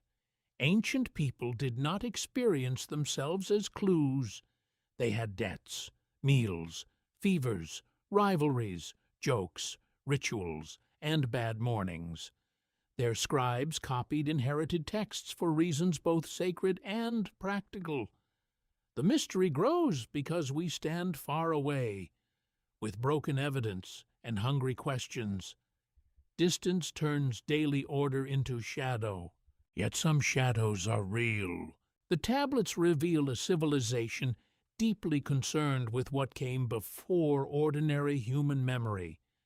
They place humanity within a prior order of divine command, labor, revolt, creation, instruction, kingship, and destruction.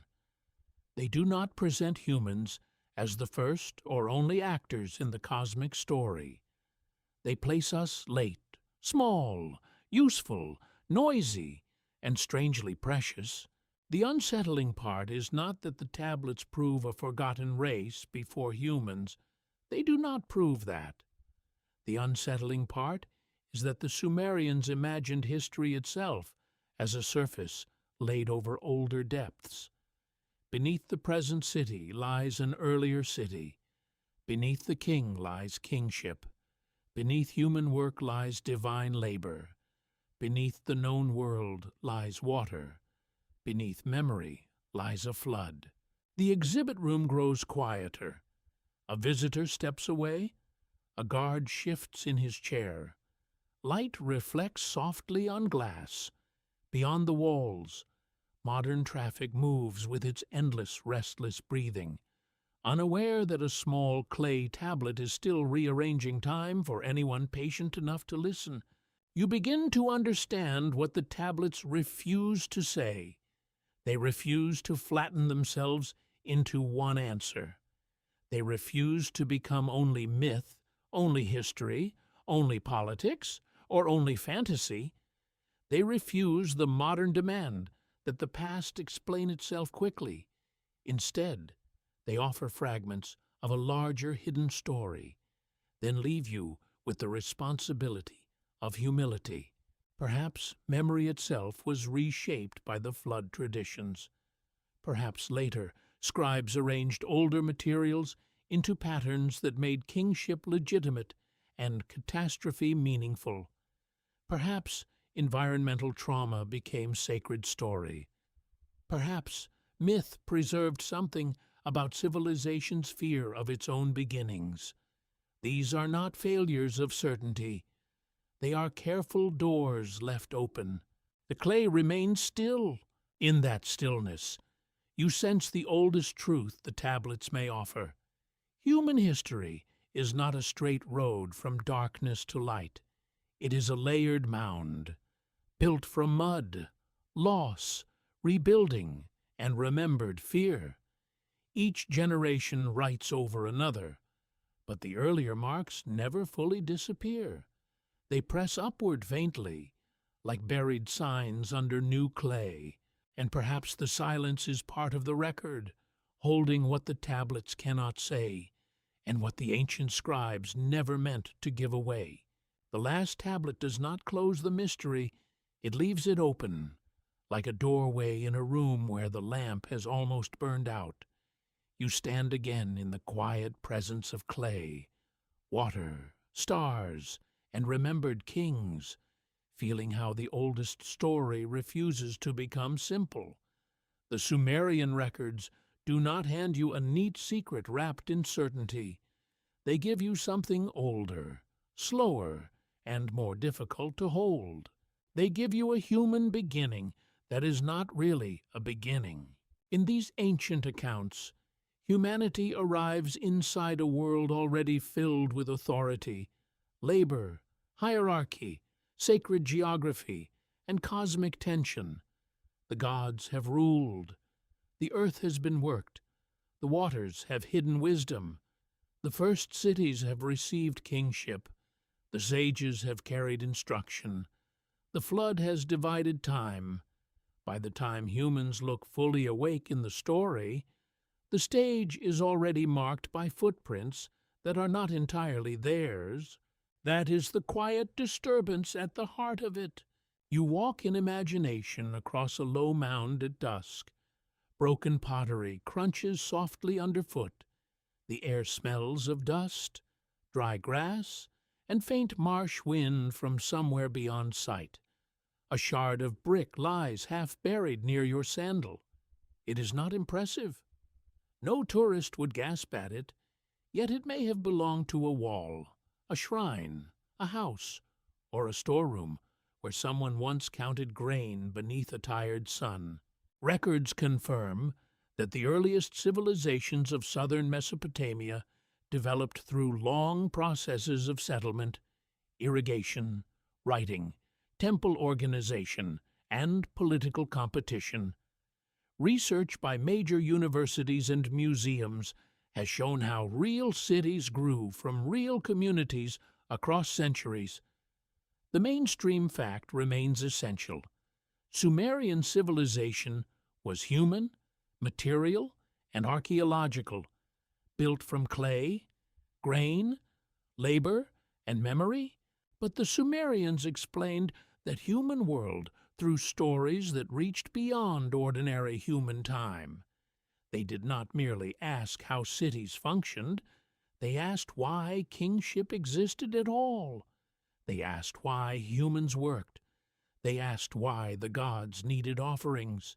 They asked why catastrophe could erase order. Their answers were written in myth. But myth is not the opposite of truth. It is one of humanity's oldest ways of carrying difficult truths without crushing them. You feel the wind move over the mound. It passes through grass, over baked brick, and across the unseen layers beneath your feet. A buried city is never only a dead place. It is a stack of decisions, meals, repairs, births, prayers, and fears. Archaeologists peel those layers with care. Scribes once arranged them with sacred imagination. Storytellers, inconvenient creatures that we are, keep trying to hear voices between the two. A quirky fringe tidbit claims that Sumerian records secretly preserve the fall of a civilization before humans, one ruled by beings mistaken for gods.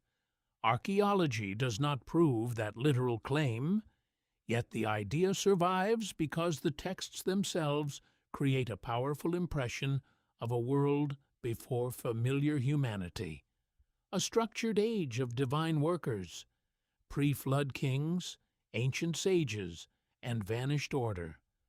The fringe theory exaggerates the evidence, but it feeds on a genuine ancient strangeness. The more careful mystery is stronger. What does it mean that one of humanity's earliest literate cultures imagined itself as late to the universe? What does it mean that people who built cities, temples, canals, schools, and archives still looked backward and saw a prior system already in motion? Perhaps it means that civilization has always carried the sensation of inheriting something: land, language, tools, gods, fears, and duties all arrive before us. We are born into arrangements we did not design. That thought settles softly over the night. Scholars continue to debate how much of the Sumerian and wider Mesopotamian record reflects political theology, environmental memory, priestly tradition, literary pattern, or deep social change. Some emphasize the human institutions behind the divine stories. Others explore how myth preserves trauma and desire in symbolic form. The debate remains open because the tablets do not belong to one locked room. They stand at the meeting place of history, religion, imagination, and loss. You look toward the dark plain where no city lights shine. The stars appear cold, countless, and patient. In a modern bed, far from Mesopotamia, you may still feel the pull of those stars. The same sky that watched ancient scribes now bends over your own roof, although with more satellites, more noise, and probably fewer goats. Some improvements are debatable. The story asks for slowness. It asks you not to rush toward certainty. It asks you to notice the pattern. Divine labor becomes human labor. Hidden wisdom becomes civic order. Kingship descends, vanishes, and returns. Water gives life, then erases memory. Clay receives the human form, then receives the written word. The same material makes bodies, bricks, tablets, and ruins. Everything returns to earth, but not everything is lost.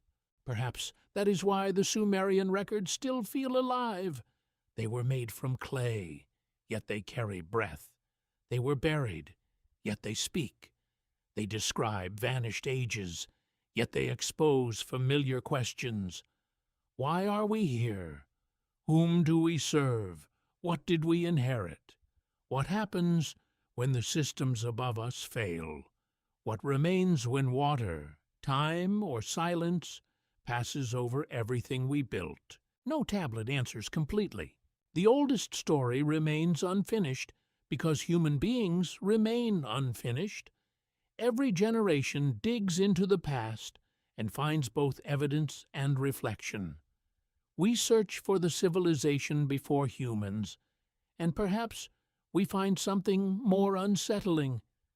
We find that humans have always imagined themselves standing beneath older powers, older memories, and older obligations. The pre-human world may be mythic, symbolic, theological, or partly shaped by forgotten environmental shock. Its certainty is hidden. Its influence is not. Now the mound grows dim. The museum case fades. The river returns in the mind, moving slowly through reeds beneath a sky filled with ancient light. The first cities sink back into darkness. Eridu becomes a pale memory beside deep water. The sages withdraw into the marsh. The pre-flood kings stand far away, immense and faceless. The storm softens into silence. The clay tablet cools under glass. You are left with fragments, and fragments are enough for dreaming. You do not need a final answer tonight. The ancient world rarely offers one, and perhaps it would be less beautiful if it did. Let the unresolved parts rest where they are. Let the broken lines remain broken. Let the missing names keep their sleep beneath the mud. Some truths are not doors to force open. Some are lamps to sit beside until the flame lowers. The breath slows. The room around you becomes gentle. The old rivers move far away, carrying silt through darkness, laying down new earth over old secrets. Somewhere beneath the soil, a tablet waits without impatience. Somewhere in memory, a city receives kingship, loses it, and receives silence instead. Somewhere, the first human hands press into clay, and the clay accepts them. Perhaps the civilization before humans was never meant to be found as stone walls, shining machines, or a perfect hidden archive. Perhaps it exists as a shadow in the way ancient people understood themselves, as late arrivals in a world already heavy with command. Perhaps the gods were names for nature, power, memory, and labor. Perhaps they were something stranger. The tablets do not say enough, and perhaps that is their final kindness. They leave space for wonder, but also for humility. They remind you that the past is not conquered by knowing a few names.